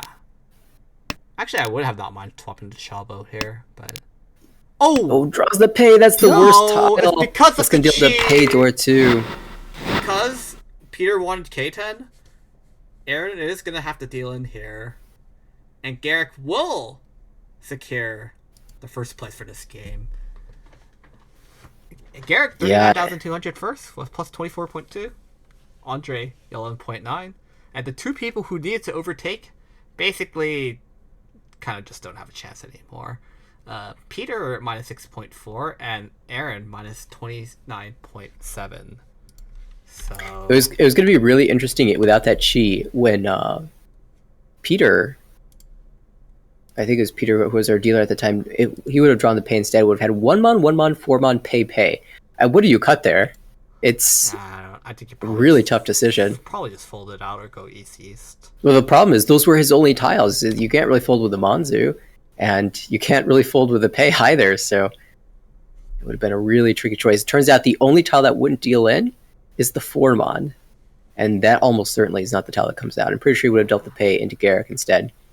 But as the case is, the result doesn't change. Oh, I guess it was Andre who would have drawn that tile, but... Oh, yeah. But Andre, just folding out because there's not much to fight for. Just needs to not lose an insane amount of points, and their final game will be starting soon, I believe. Let me just pull it up. But Aaron's condition is going to be very hard. Now, it's quite impossible, basically. You say that, but remember, there is a chance. Aaron is one of the players who has the highest, formerly the highest number of points in a single game. I think it's been recently surpassed, but... So he needs an 84.0. 84.0. He scored a 102.0 before. Well, that's just the base score he needs to cover, so assuming he gets plus 20, he needs a 64,000 first place. exactly. With everyone under 30k, or he needs to 69,000 with if there's 2 people. If someone's over with him, yeah. Yeah. So it will be. But having 69 would be a really cool score, so I don't know. Meanwhile, Well, Peter will start off in the dealer seat too. Yeah. Meanwhile, Peter is kind of just out of the run now. He needs over 100 in one game, 100-ish in one game. I don't know. Maybe if he gets ramping hard enough, like if he gets lucky ramping hard enough, he might just bozo push everything just because there's like nothing to lose. Meanwhile, Aaron's gonna start off with a really nice 22 high pie. But will play it somewhat conservatively, dropping Hatsu first. Meanwhile, on the right, has really nice shapes, potential Chiitsu here, or 789 Sanshoku. Harry has a completed Ipeiko too, but meanwhile, across this was both striking with the Dora pair, and which happens to be the Yakuhai as well. But, oh, that's a really nice Kanchan fill for Garrick. And everyone's hands is going to be progressing relatively pretty fast. Yeah, worst hand is probably Peter's on the left, and Aaron draws the 7-9 pin shape, but really not that useful.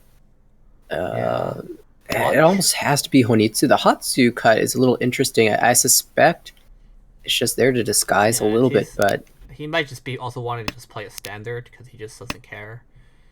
Yeah, the West call is very indicative of Honitsu. He just wants to win type of situation. Right. Repeating his dealer is good, but I think in this situation, he's gonna taking your opportunities for points is definitely worth it. This Ishanten now for Andre on the right. Wants the 6 so for the wide 3-sided. Oh! Each. Wow.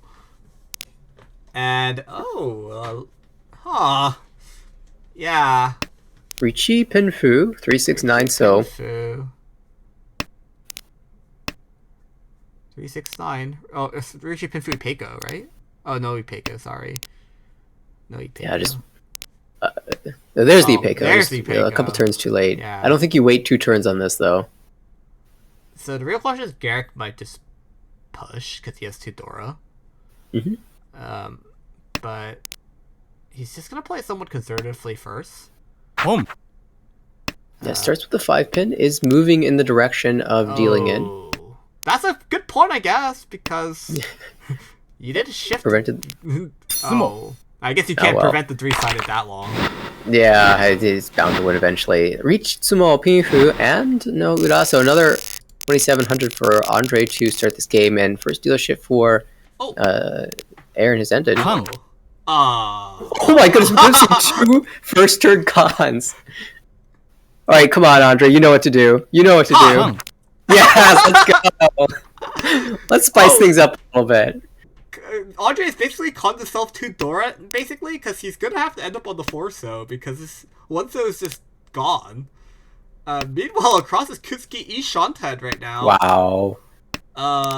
With wow. 2 Dora in hand already. He's Dora 2 already. This is getting crazy. Ishanten for dealer, though. Fuck. Andre's caught up, and damn. Oh, the senpai! It's a Taki? I don't think he's so. Just slams the Richi! On Suji Bait! Suji Bait once cut 7, but with all the 9s gone, it's a little bit better. It still deals into a 6-8 Kanchan, but not an 8-9 Penchon, so... Oh, this is wild. I mean, you could have waited for any number of improvements, like 2 pin is great, 3 pin is great, 6 pin is great, 9 pin is great. So much Dora! Yeah, I mean, Richi, Dora 2, plus a Khan is another Han. It's a Mongon. So basically what he messed up is he forgot to Tonki on Pei. Of course, Pei Tonki. That's the problem. He just forgot. And that's why Aaron might just be chasing him down, because he just doesn't care. But this is just jamming the Dora. 4-7. 4 is Genbutsu against the other. Oh no, but the 7! Oh, it's Suji 2! No! Aaron's probably just so mad right now. Yeah, I mean, there wasn't much to do in that hand but fight, and that will be the Mongon for Peter. What in the world? Alright, that's a way to make things exciting. And conditions are difficult, but Let's go. Meanwhile, we're already in E3 after so much happening. Garrick is gonna be dealer. He's gonna start off with a Honitsu looking hand. He does have what Dora and Yakuhai to pawn for his Honitsu Tonki. Wait. He probably won't. He's thinking about it.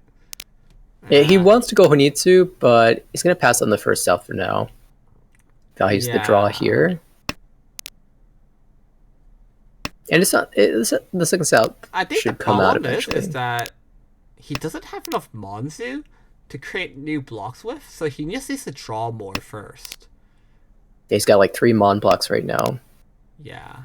And if he ends up just drawing enough Yakuhai tiles as well, he doesn't need to pawn the south. He can just end up using south as a pair too. Like if he draws east, pairs up Haku.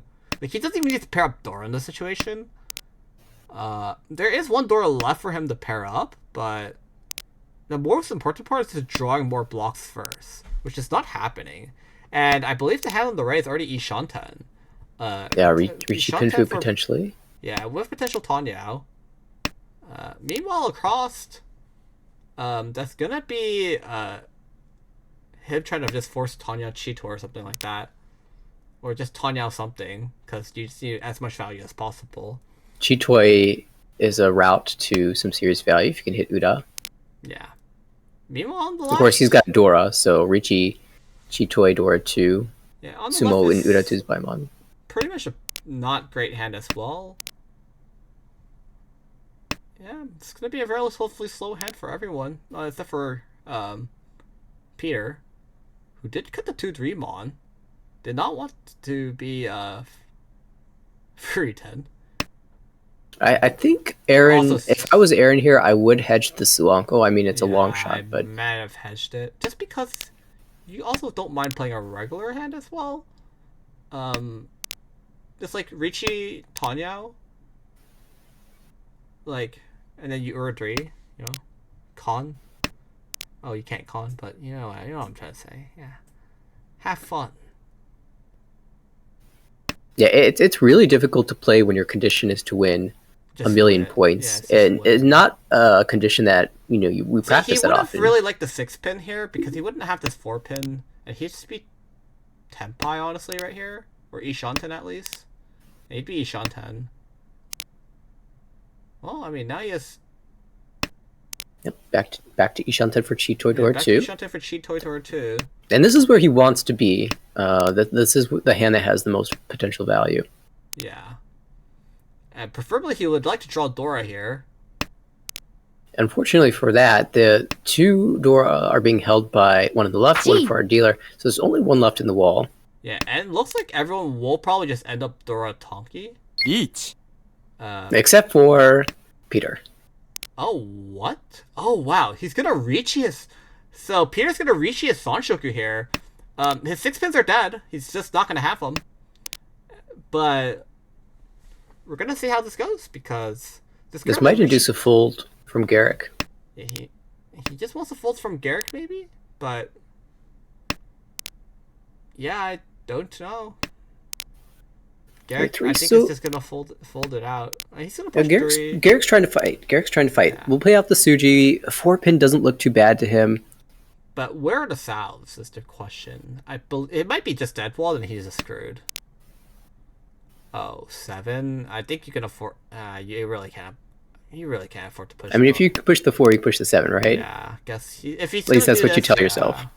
I mean, he's gonna push the 7 now after he pushed the 4, but it's gonna look quite rough, and I think Garrick will not hit Tenpai at this point.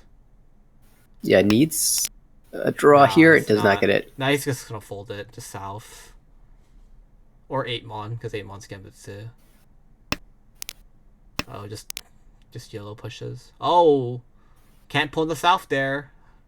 But, well, doesn't really matter though, because this is gonna be a fold from Aaron.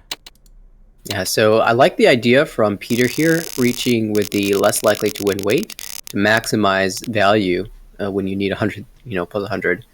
Doesn't end up panning out with max value, but this is a pretty nice high pie. Huh.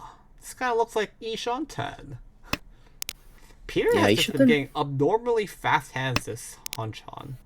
Well, I mean, I believe he's on like 100. I believe he needs like 90k something first. So I mean, Yeah, 90. he's halfway there right now. About 96.5. But it's no longer Ishan 10 because he's drawn a Dora. So we are going to use this Dora in some fashion. Yeah, Hopefully pair it up. hopefully. Oh wow, this is gonna cut the entire 1-3 block. I'm not a big fan of that, but I don't mind it because I we believe that's really Tenpai on do the- want to use Dora. on the left, getting revenge, What? and we'll be on the 2-5. It's not that Oh great. no. I fear for Aaron, who's got a great Chanta hand building, Chanta Sanshoku, but that Tusu's got to come out. He's probably dealing in.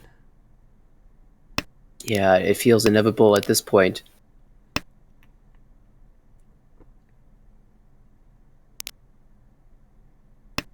Here's the That also Hatsu. is sus. Oh, is this gonna be a Dora Tonki? Oh, Dom. Hope. It's gonna be early shutdown. It's gonna be a Ricci Dora. With one Dora. Buddha. Alright, Aaron's been fighting, but it hasn't been panning out just yet. Needs to do something now. And this Hypai looks like it's Like- doable. And maybe not for a lot of value, but at least for a repeat. Well, I mean, it's a good time to get like Suwanko or something like that. But Double Staff just got pawned, so I guess you're quite depressed. Oh, I am not a big fan of that cut. It's like, what is this 8-pin or 6-so really doing for you? Oh, my uncle. Oh! At least it was Song Anko. Yeah, it would have been Tempai, but not for Saranko. I mean, you could have put for Song Anko. Oh, I guess it's still Ishanten, is it? No, you'd be Shantan. It's still Ishanten.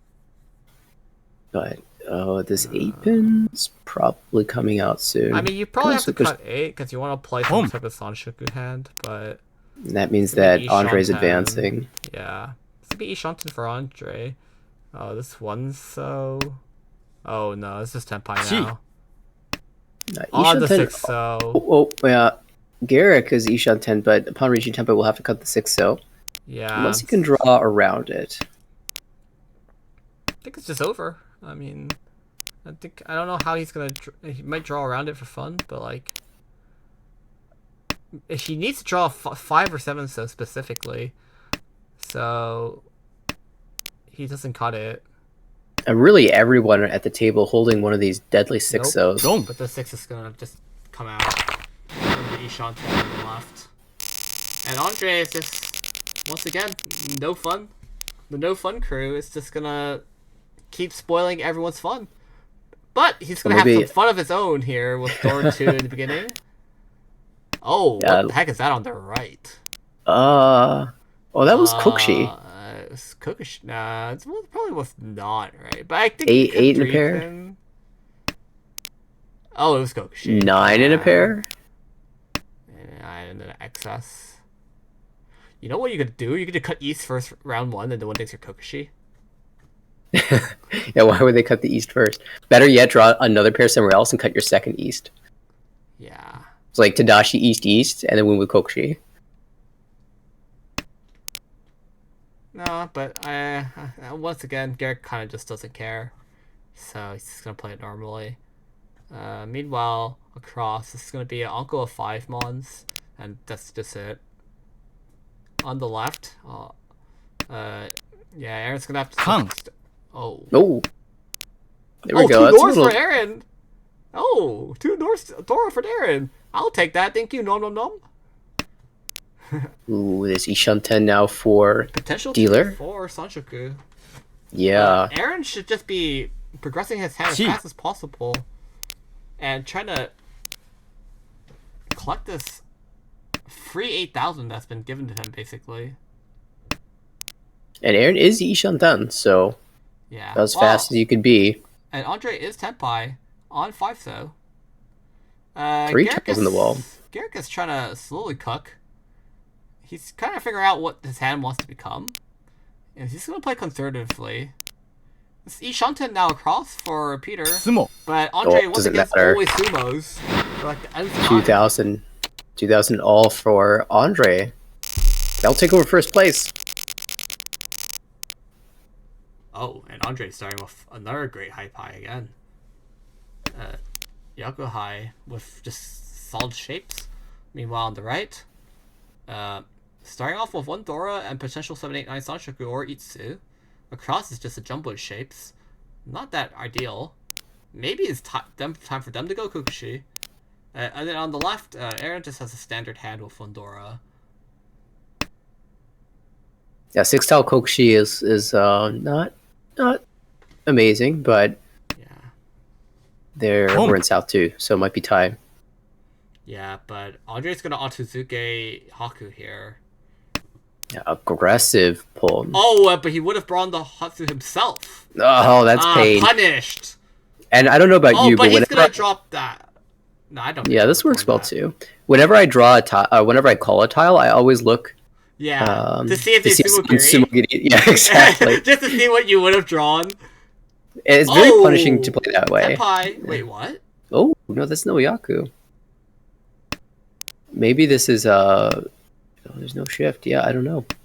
Yeah, I don't know. What is this? Like, why is this just not Otozuke? Maybe you forgot which honor tile got completed. You're like, all right, I just have to draw an Akko of my Yaku high, and then I'm Tenpai. Oh, there it is. Well, could have Sumoed, but this is more interesting. Okay, well, I mean, it just takes the normal Tenpai for 7 mon. Was not forced to go on the Tonki. The 4s are dead though, so it's just 7 only. Meanwhile, Arrow on the left is like cooking up something. Whatever he feels like cooking. It looks like Suwonko, but it's like not Suwonko. Yeah, Suwonko's a good play though. But if he chooses Chitoi, he just deals in. Yeah, I think Aaron's pretty screwed. On the left. Tsumo. And So it's Tsumo. Just wanted to play a few more discards. Yeah, you want to know? I have a feeling Andre might have just been slow rolling. He's like, I could win right now, or I could wait a little bit. I don't think you could really. I'm enjoying this game. I'm gonna make sure it lasts a little longer. Yeah, I'm gonna give like them a little bit time to come back. I don't want to win too fast. Like my flow is too good. I have never thought that way because I don't get that lucky. But it looks like it might be a little bit troublesome for Andre to try to win this hand. Although the 4/4 Mon's a nice pickup. Still some honor tiles to chew through here. Decent floaters though. Garrick pulls in the double non pair on the right. Yeah, double soft. Good shapes as well. Good floaters. With a door connector. We'll probably be Toy playing this hand standard. Yeah, that's the hand we want to be paying attention to. Another Monty drawed. Cutting 3/5 pin does lose due to Dora Acceptance. He probably wanted to play Sanshoku as well, but we'll just cut this first. Oh my god, you know what this reminds me of? That like Yakumon hand? Where it's just all pairs and Shitsu. What is that? Daisha unit? Or is that like Dai something. Oh shit. Could be Chitoi Honitsu. I mean, that would be. Honitsu. Yeah, Shinitsu, Chitoi. And then, I mean, technically, Peter's last dealer, so. I mean, the 1-mon isn't gonna. Oh, it's happening! It's happening! Okay, 1-mon currently cannot, like. If it comes out too late. No, because. Okay. Wait. 1-mon draw would be Tenpai, but not for Chitoi. Right here. Oh! Suwonko Chitoi! Suwonko! Surely you can't see this. Suwonko Chitsu, really? Suwonko Chitsu? 8-mon is in the wall. 7 just came out. He doesn't put it. What? He's going for it all. Wait, but you could just put it right there for Tenpai. I mean, Toy Chinitsu is very strong. Don't get me wrong. Especially if you Tsumo for Sadanko. You can't get Toy anymore, though. Wait, Tenpai! Slap Zorichi. Okay, I don't need to do any thinking. 3, 4, 3, 5, 6, 8, 9. It's not the 3 though. Is it? I know that because the 3's not lighting up. Oh, sorry. 4, 5, 6.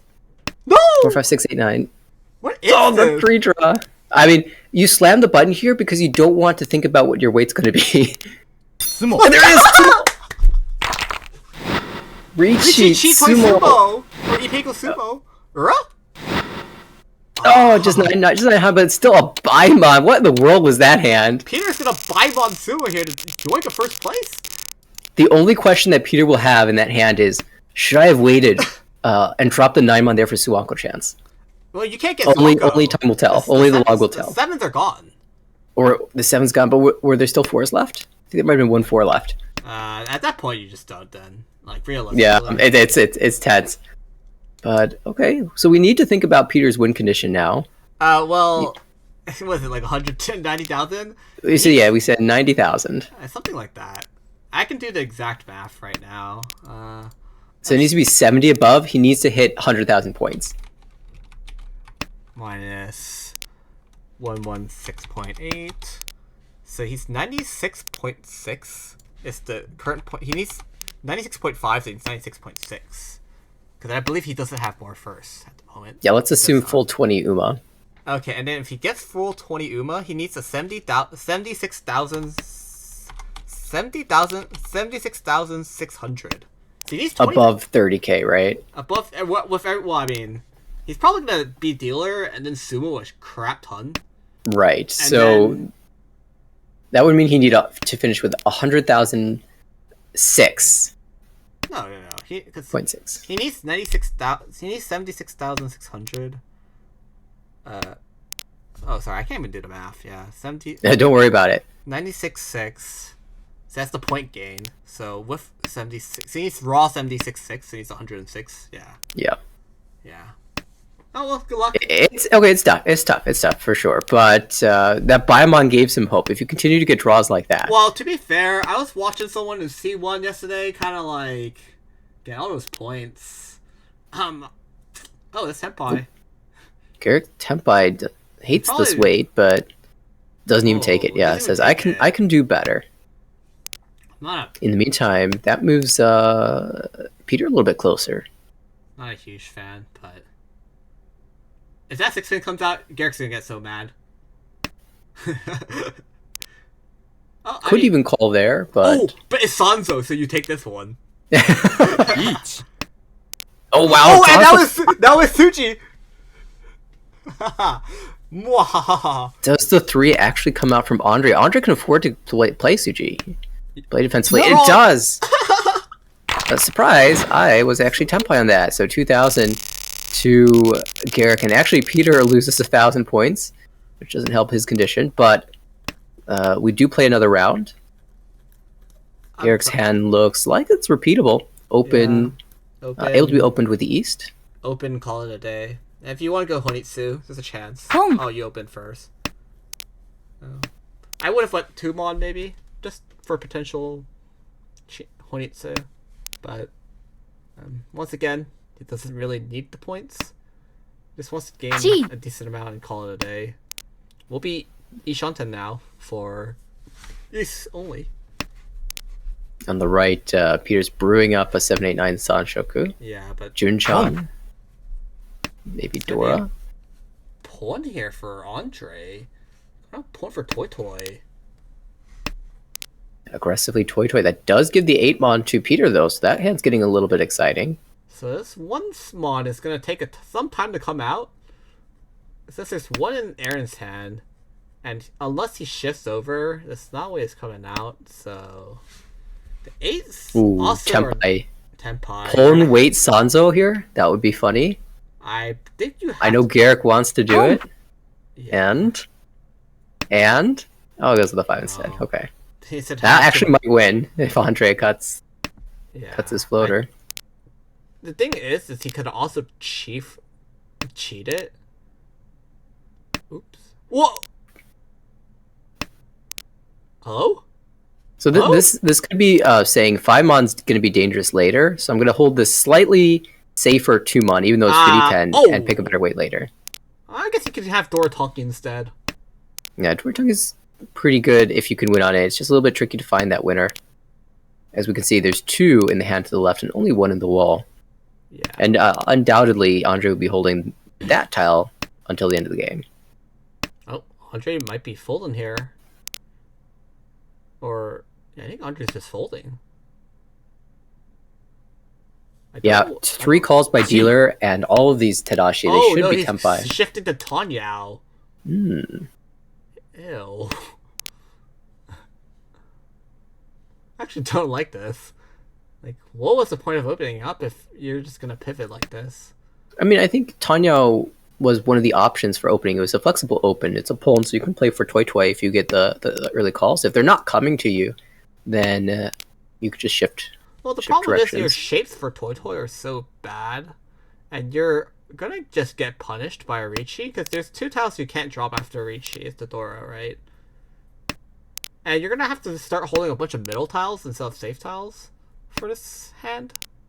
And that's why it's gonna be really rough if someone just slams a button and decides to like punish Andre. But Yes. it's just unfortunate that Speak- people's hands are going slowly. Yeah, outside of Garrick's, I mean, there is Yushanten on the right for potential 6-7-8 Sanchoku. Yeah, 6, 7, 8 is not possible. The 6s are gone. Ah, you're right. This is The last Tenpai, 6 was though. discarded.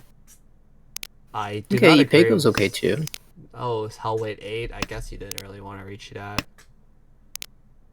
Oh, I guess you can reach this though if you really wanted to. 1 Ricci. Okay. 1,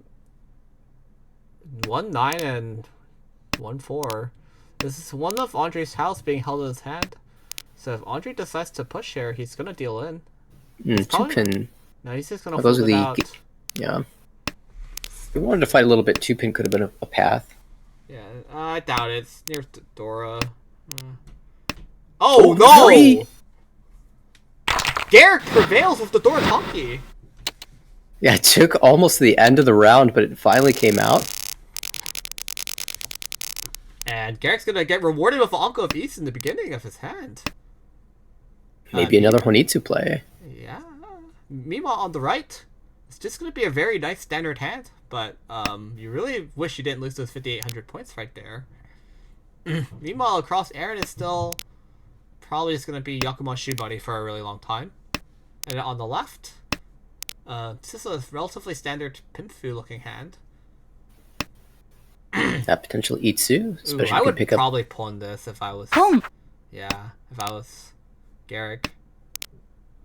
But we'll end up not drawing the 6 spawn, so we'll see That's okay. whether this pawn was worth. Oh, it might have been worth. Gee. 'Cause this chi is gonna happen now. And now Ishanten for Ton Honitsu or East Honitsu. We're currently headless at the moment, but you're probably never going to cut east. So we'll see how this goes. Might be a Yakuhai Tonki later. But I believe this is Ishanten now for Andre. Has Dora Acceptance for Pinfu as well. Peter as well, so sad that he can't get the Ipeiko because the 8-1 poem. Yeah, 8 mana pawn. So it's basically just a Penchon. Yeah, so the 7 doesn't have as wow. much utility as it usually does. Like the 4 accepts the same amount of tiles. Tenpai. Tenpai. 3-6. But having I'm this weight could give you Pichu. Yeah, I'm not a big fan though, because I would have cut the 6-7 and played Kitsuki Dora, like 3-5 so instead. Because it's basically just dead on one side, and you have one person going Honitsu on you. Tsumo. Oh, So I Tsumo guess finds the it doesn't 6. matter. Oh, I believe this Didn't goes need over. the chi. Yeah, we'll It go over does. to 26 all. Sumo does go over with the Anko plus Yakuai pair and Sumo Fu. And Garrick's So starting with Garrick's- a really strong hand again. Yeah, It's the Garrick Garrick game! Let me show you how it's done. I'll show you how to get 100k. And he's just on home 3 right now. He's won all of these hands so far, and Garrick's starting with a really nice high pie. It's pretty much just clear cut, and he's just searching for a pair right now. Meanwhile, on the right, he has Peter has a Haku. We'll probably just pawn because he needs to stop Garrick from winning more points if he wants to even have a slight chance of going pot and Chon like 10 or something. And meanwhile, across, Aaron is nowhere close to Yakumon. Going Chitoi once again.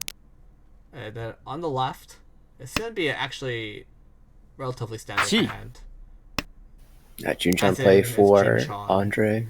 Ooh. Notably, Peter passed the first Haku. Yeah. Didn't want to pawn it. Garrick slightly punished, but it's not that bad because you don't. That's not your. Even if you had that, it wouldn't be your pinfu pair. Oh, and we'll just draw your pinfu pair. Now he has to make a decision. Which nubbin does he want to cut here? He has currently Dora 2. We'll cut the 6-7 pin. Probably actually the most least likely one I would have cut. But Yeah, it's always difficult when there's more of one suit out than the other. You could say, well, 2 of the 5-8 pins are out already, so it's harder for me to draw one. At the same time, you could also say, people aren't using upper pinzu, so it's more likely to be in the wall. well, this is Tenpai now. He's probably gonna Dama this one. Unless he wants to just reach you for fun. Will be Tenpai 3-6. There's Yeah, 1-3 and Tanyao Pinfu 1-6. Dora 2 is a Mongon. Yeah, 1-3, 1-6. Imagine drawing a 5-pin here.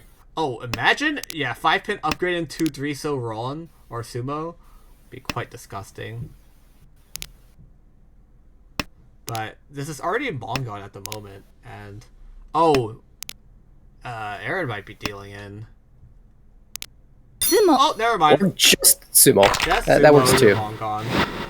So another 4,000 all, and again, Garrick up to 59,000 points now. Yeah, Garrick's showing them how to get to 100k. Garrick's starting with another insane high pie once again. This looks like Konitsu, or at least with Itsu chance. Home. This Itsu Nomi could be possibly.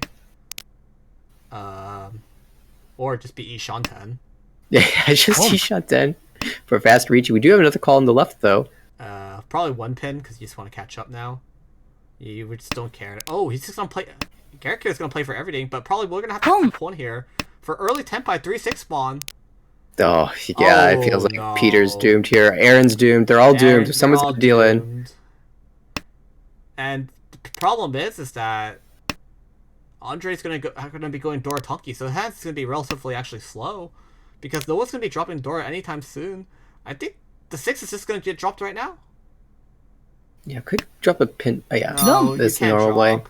You're going cheap toy, right? So All right, Homba 5. Homba Garrick's 5. with all these hands. Garrett's teaching. Oh my! This is like- Look at the hand on the right too. Oh wow, these are That's crazy. actually so fast too. But Garrett's Yeah. gonna I'm just gonna say it's Garrett's gonna show him how it's done. Garrick, what? Jian Shanten, Ishanten on the right. Ishanten on the right. The toyman's hand's not bad, but it's not as good as the first two that we saw. And the hand on the left, very similarly strong. So if Garrick and Peter stall out a little bit, we could see the other two catching up because they have great shapes. And that two pin draw is excellent for Aaron. Oh, Garrick now upgrading to Tanyao. Currently 2 Shanten has not progressed his hand at all. The hand on the left is progressing at an astonishingly fast rate. In fact, he's just been perfect. He's drawn 4 perfect tiles so far, actually. 4 straight Tadashi and still holding this door, although that is likely to leave the hand soon. Ha ha ha. Dora Takirichi? Could be seeing that very soon. Ishanten now for Andre. And look, Peter has stalled out. These draws not helpful whatsoever. Oh, it's Senpai. Fills the 6 though. Each. We'll be Dora Tonki. If I was Garrick, I'd just Bozo push here. I mean, you But deal we'll into go get Andre, Butsu it doesn't first. matter. We'll go get boosted first. And the hand on the right, which is supposedly supposed to be the fastest, there's 2 styles left still on the wall. Yeah, I guess this Ricci might encourage him to move to Horintu, though, because 1-so followed by 2-so is not too difficult to push. Oh, meanwhile, Garrick is now Ishanten. Garrick might have just been baiting him to put that Rishi stick in. Tsumo. But Oh, it doesn't but matter, 'cause Tsumo! Tonki's best Tonki! Once again, Ricci, Tsumo, Dora 2, Pei Tonki prevails. And finally, Garrick's reign of terror has ended. Yeah. Valiant effort for Garrick. And now it's time for Peter to make his miracle 70k-ish run. Yep, probably not 72. 72. I don't want to say it's not happening, but it's probably not happening. But I mean, with this high pie, it actually has a decent chance. Daisongen on the right. Yeah, but even Daisongen not good enough for Aaron at this point. It needs to be Daisongen, Tsuiso. I mean, Get another just getting the Yakumo net, Daisongen would be Suanko. kind of nice, to be fair. Yeah, it is. It is nice to win Yakumo. In fact, I remember. I think it was. Oh, never mind. No Daisongen. Oh, I think he'll just try to end the game now, just because. yeah. At this point, there's Safe mental. The safe mental of the game. Because it doesn't matter for Eh. anyone anymore. right. And you don't want Peter going on his, like, Podenshan 10 just to slow roll you. Right. It's one thing to play for your own condition, but if your condition isn't there, you don't want to be feeding someone else's, incredibly unlikely I mean, condition you and can creating make an the unnatural argument game state. to, like, just be neutral and just don't do anything. But Mhm. you're also just depressed and just want to get out. So I'd try to want to get out. But I think if he's Aaron just- were to, open up on a Yakuhai and win, I I don't think think there'd he's be any just problem. constantly just going Cheetoy now, just because. Yeah. He's on the Cheetoy challenge. And, I mean, We saw it the other day from Viet after winning that Yakuman, just won Dama Chitoy over and over again. yeah. Peter, Hannah's improving to potentially Ipeko now. Can use the 5 pin as the pair. It's gonna be so funny if somehow Aaron randomly got to Tenpai on, like, Chun Tonki, and then Garrick tells that he fought Chun Tonki. Oh, wait, Chun Tonki? Ah, damn. That's not happening. I'm trying to cook here. 1. Oh, it's gonna finally be, Tenpai. Andre Ricci, another Dortanki. Can Dortanki win again? Peter might jam it because he's got nothing else to do but fight. It's no choice but to fight. But I don't think he will ever be in a spot where it's okay not to cut it. But yeah, I'm just gonna. Yeah. Congratulations, Matthew. I think it's over for this guy. Yeah, only one East in the wall. I mean, he might not even be Tenpai here. That's the thing. He might just never. He just might not be able to get the Tenpai in general. Oh, no, I see Shanten now, Let's see Shantan. and then he's just gonna die on the Tenpai tile. Unless you miracle cut 6-7. Garrick's working on his deal-in stat, making sure to lower that number as much as possible. Yeah. Also, just wants to secure his first. It's pretty GG's. Yeah, Aaron's just folding from here. Oh. Oh. I mean, he's probably 6-0. Oh, never mind. Boom. He's still in. And that will be Ricci double Dora. 52, and that will end the game. The second to last series in A1 is finally over. Garrick taking the first place here, plus 42.4. Andre, positive score, plus 13.5. Peter the third, and Aaron the fourth. Again, both the players that were aggressively fighting for points ended up falling to the players who were playing normally, which is pretty expected. It's difficult for, to fight in odd ways and greed value when other players don't have the same condition. But a valiant effort from both players, and it turns out that Peter will finish the season, at least in the current state of the standings, 5th place overall. Garrett just behind at plus 84.5. Andre also finishing the positives. And that being said, it looks like our division is just about set. Like you said, Matthew all but confirmed top overall. It would take a miracle for anyone to surpass at this point. Yep. And so I think we're pretty safe. And I guess the closest person We're to not surpassing gonna is me. congratulate him. Super, because I've seen the Jonathan S and the 10K pop Oh, Jonathan! Jonathan's not too far behind. I was gonna say if I pass Matthew, he will still get the championship seat. So, Wow. but Jonathan, if Jonathan passes, that would be something. And Jonathan is the Jonathan S pop off. The JDSF. oh, Jonathan popped off on when I played against him in our first series. So it will be a difficult challenge for sure. But if there's someone capable, Jonathan definitely has the ability. Picking up 150 in 4 games has been seen before. This season, in fact, Simon was a player who pulled it out. in almost 2 sessions actually. I think at 150 in one session, 130 in another. Honestly, So Simon, I remember this guy in the Shadow Realm in the early stages of the season, but just like Shu, Simon, and like a bunch of other A1ers were in the Shadow Realm, and they just pulled out the plus 100 session when they felt like it. Just said, I don't feel like staying in here. And Jonathan definitely has the potential to do so. Except I don't know when your games are scheduled. So yeah, we don't know either. With the holidays and everything, it's been really difficult. We'll probably play in a couple days. On the weekends. Yep. But Steve as well has a 150-point condition to avoid demotion this year. Relegation going to happen to everyone in every division eventually. So yeah, that's what like half the people were saying about themselves this season. They just barely scraped themselves out. Honestly, Simon was looking to demote, and then he had a great couple of series. I was thinking I was going to demote, and I had a very lucky series. Dustin was in trouble at one point. Korak was Oliver, in trouble. Korak, almost like came down to the last was in trouble an hour game. ago. Yeah, Shu was in trouble. Lucas was in trouble.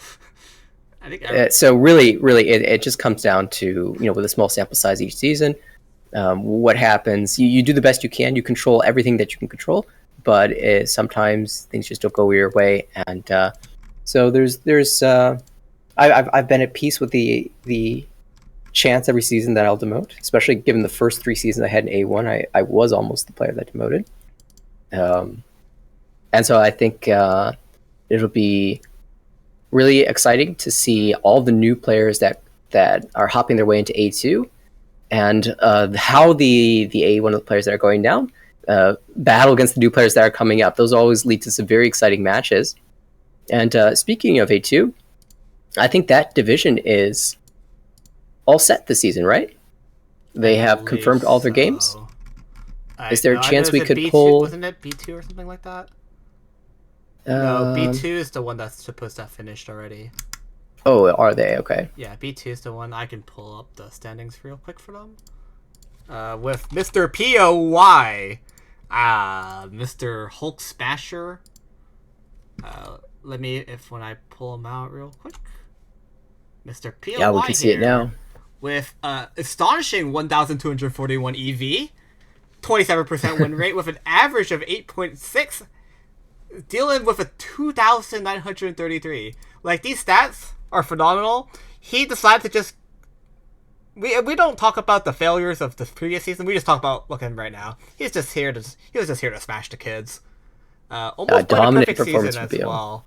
Only has 1/4, and he's just almost double Blake, who's in second place. Yeah, congratulations also, though, to Blake and Ryan and Galhan, who take those guaranteed promotion slots. Ryan, in the final series, won 2 Baimon hands in the same game to climb into the guaranteed promotion slot and confirm his promotion into the B1 division next season. At Barry, another great season from him. We do anticipate, I at least anticipate, that there's likely to be at least 1 bonus slot, maybe even more. So there should be a few more, with B1 currently expanding back to 20 from 16. There probably will be a little bit more promotion slots. So yeah, so it's possible that Josh and Kayla... Barry, at least, will probably be, I guess, fake congratulations for now, because you're kind of quote-unquote set. But meanwhile, the other divisions we'll slowly pan through one by one. We'll probably just hit up A2. I need to find a random player. Ceylong. Playing phenomenal. I think this will actually be Ceylong's first time in A1. Oh no! Ceylong has been in A1. No, sorry, he's been in A1. Yeah, a couple times. But he just has the ability to just come in A1, get out of A1, and come back in over and over, like just in and out. Ceylong, every time he's been in A2, has dominated, and this season was no exception. Just from the get-go, had a commanding lead and just maintained that lead through the entire season. Looks like this session is almost finished, and the promotion area is basically confirmed at this point. So we can extend our congratulations to Zalong, Will, Viet, Jonathan, and Kevin for their promotions into A1 next season. It will be exciting to see some of the new faces there, as well as some returning names. Zalong and Kevin, of course, have been there before. Viet has climbed all the way from the starter division, promoted every season, and will be making it into A1. A player I really am excited to play against. And Will as well, another player who's been steadily climbing the ranks, will now have his first opportunity to fight in A1. Just want to point out that these are all very strong players. And absolutely. Just the fun facts is that Viet has now the first person in ARML to climb one season once league every season, and he's currently the fastest person to reach A1 from the bottom. So he joined from B3 and has promoted once before we had C1, and has now promoted once every season. So the only person who's going to beat this record now is whoever joins C1 and just takes one every season. So we already knew he was like a fiend from the Ho-Oh and some Yakumon shenanigans yesterday, but he's a really solid player, and you too can also do this if you wanted to join ARML. The signups are unfortunately closed, but I believe like spring will be open.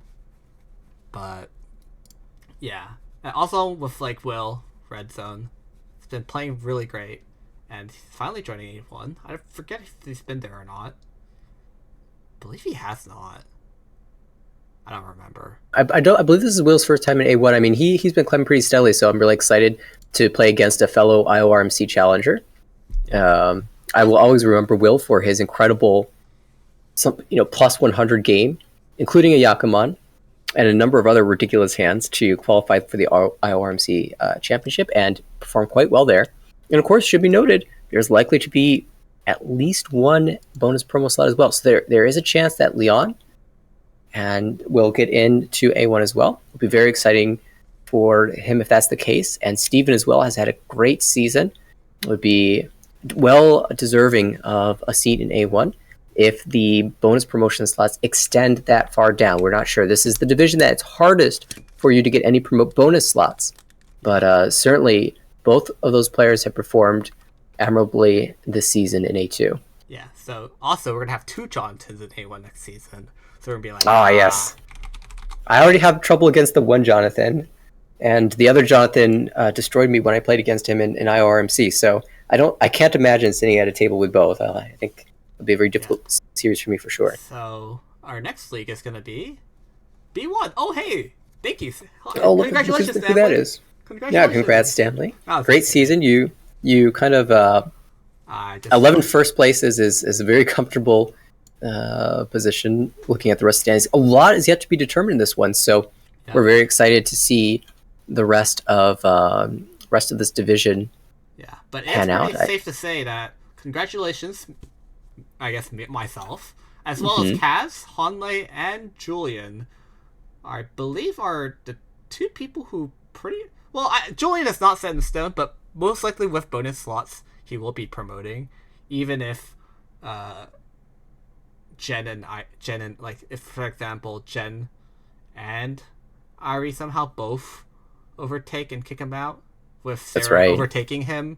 So it's going to take a lot of situations, and he's going to have no bonus slot for Julian to not get, but Julian will basically pretty much promote.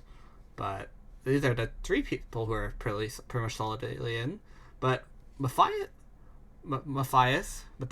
and Sarah will still have to play it out a bit, but they have a very solid shot of getting in. But Eric L, you cannot discount him because of how close the standings are in B1. If Sarah or Matthias play bad, or do not perform, get unlucky, lose points, or underperform, he might just randomly just get in as well. So you can't discount him. Yeah, extremely volatile. And of course, I'm seeing in chat there are a couple other people that also managed to get insta promotions in every season. So moving up a division every season. So maybe not the first to have done it, but maybe possibly the first to have done it from the B3 division. We're unclear on that. He's the first one to consecutively do it from B3 every Oh, season. So without a Yeah. pause. He's without a pause the first one. And the next division we have is B3, which is yes. pretty much cleaned up shop. Congratulations, David. Also a fellow commentator. You've seen him once or twice on the stream as well. Absolutely. He's been improving immensely, and now he's escaping B3 to finally get into B2. Once again, just like Pio, he's double second place. With And very similar stats as well. 54 EV with super stats, average of 3,400 dealing, and an average of at least 6,000 points for a win. So that Malkin plus stat looking really good right now. With a comfortable 10 first with 347. But also Ricky, James, Kevin, Nathan, Blaine, and Eric, a few of those from B2 are gonna go back to their original league. And I believe Ricky and James, Kevin, I believe this is their first time, or not Kevin. Yeah, I think Kevin's been there before. Yeah, But Kevin's been there. shout out to Kevin, my clubmate. Had a great performance in the final session to climb up into the promotion zone and get that guaranteed promo slot. And we're also looking at maybe some bonus promos from this division as well. So there's a chance for Nancy, maybe Garrett as well. And honestly, anyone who's positive, there's a very, very slim chance. So I'll give a shout out to Tomas, who was in a lot of trouble in the first half of the session, and just session after session, starting about halfway through, just piled on the points, climbed all the way from deep negatives into a positive 4.4 finish. So great job by Tomas to come back and even give himself a chance if the bonus promotion slots extend that far down to snag one of those. And one more shout out to Michael V for that negative 0.6 performance. I think he is actually the current Saki Award Saki leader, because narrowly beating out Oliver, who sits here in C1 division at negative 0.7. Yeah, I mean, technically, Jen right now is at minus 0.2, but she has games to play. Right. So now we're moving on to C1, our final division. There will not be C2 next season, so we're going to continue having a C1. But congratulations to Kate for your strong first place with 31% win rate. I've never reached that number ever in my entire life. I want to have such a cool number, honestly. Actually, I believe that admin stated that was the third highest win rate ever in the 2-year history of Armel. So incredible performance from Kate to be on that leaderboard. Yeah. Brian as well. Congratulations to Brian for promotion, and also for recently going back to 8 Dan on Tenho ladder. An incredible accomplishment. Not very many 8 Dans from the US, so huge accomplishment for Brian. Hopefully 9 Dan soon. Yeah, so congrats, Brian, Kate, Brian, Yoon, Benjamin, Eric, Jackson, and basically everyone else who's slightly positive, because you're most likely going to get a promotion slot due to a decent amount of hiatus. But historically speaking, in C1, there have been a lot of bonus promotion slots, and there have been a lot of strong performances. Tyler with a plus 150, Edward 133, Alex 126. So many players over 100 points in this division. I would love to see them all get a promotion. I'm really hoping that that's the way things shake out, but of course, only time will tell. Yep. So that's all, and unfortunately, there are no more games for another hour, so we're pretty much going to call it a day. And this will most likely be the last stream for the rest of this year. And, well, unless I decide to wake up on Saturday and just stream the night game for fun. But this is basically our final game. If you couldn't tell, we were wrapping up the entire season. And we have finally reached our first milestone achievement as the ARML broadcast team for streaming everyone, but one unfortunate person that we're not going to mention because we don't want to make them feel bad. No, it's okay. Every season from the broadcast team, we make it a goal of trying to broadcast every single player in the division, and as the league has expanded and grown, it's become more and more difficult would be honestly impossible if we didn't have so many extra people who have volunteered to help broadcast games, such as you, Stanley, you're doing the broadcasting today. Typically, it's me who does the broadcasting, but thanks to the fact that you were able to pull it off, as well as a couple other times this season. Yeah. Well, I mean, why are you thanking me? You should be thanking yourself here. So everyone, please thank the Daniel. So please give him a round of applause, because he has been running like over 75% of our broadcasts, with me slacking off this season because I was on vacation. I got to mention everybody else though. Harrison has been doing a number of broadcasts despite having a very busy work schedule. It puts a lot of effort and energy in making it happen. So thank you as well to Harrison and Scott for a couple clutch broadcasts as well this season. Without a Scott broadcast this season, we actually would not have been able to stream a few of the players that we were missing. Yeah. So as well as came in clutch there as well. Blaine too. I get Blaine as well, yeah.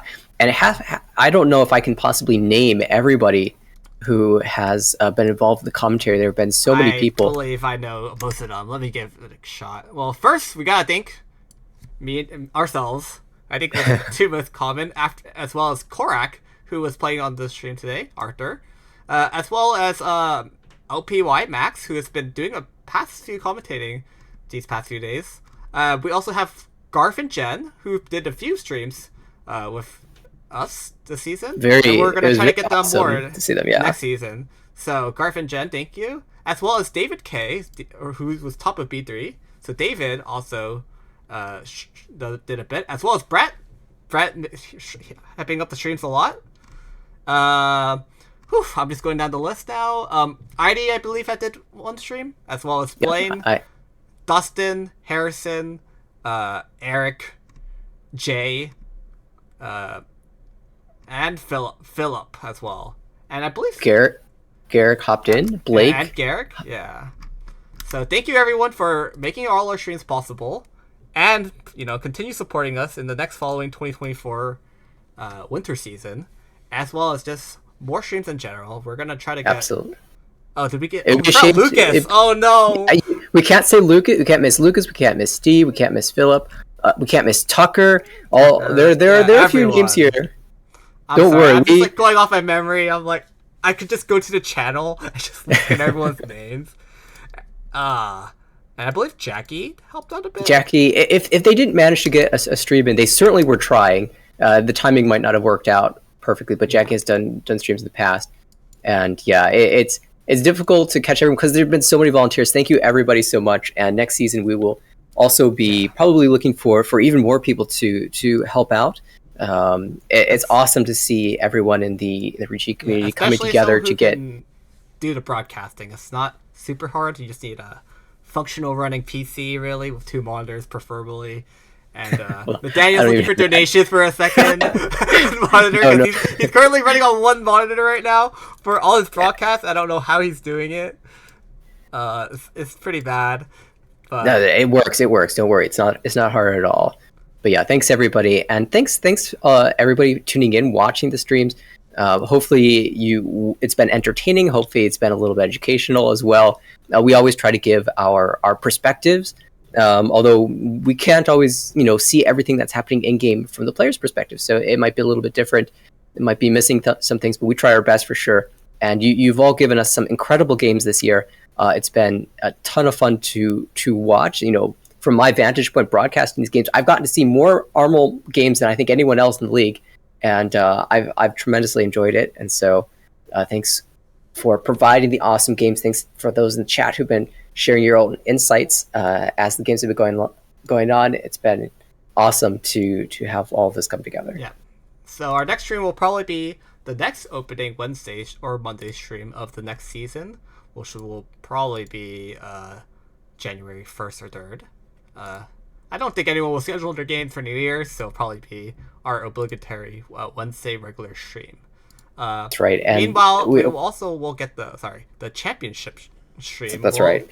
There's going to be a championship game, and that will definitely be posted on all our socials. So if you want to follow us at American Ricci on X, not the bird anymore.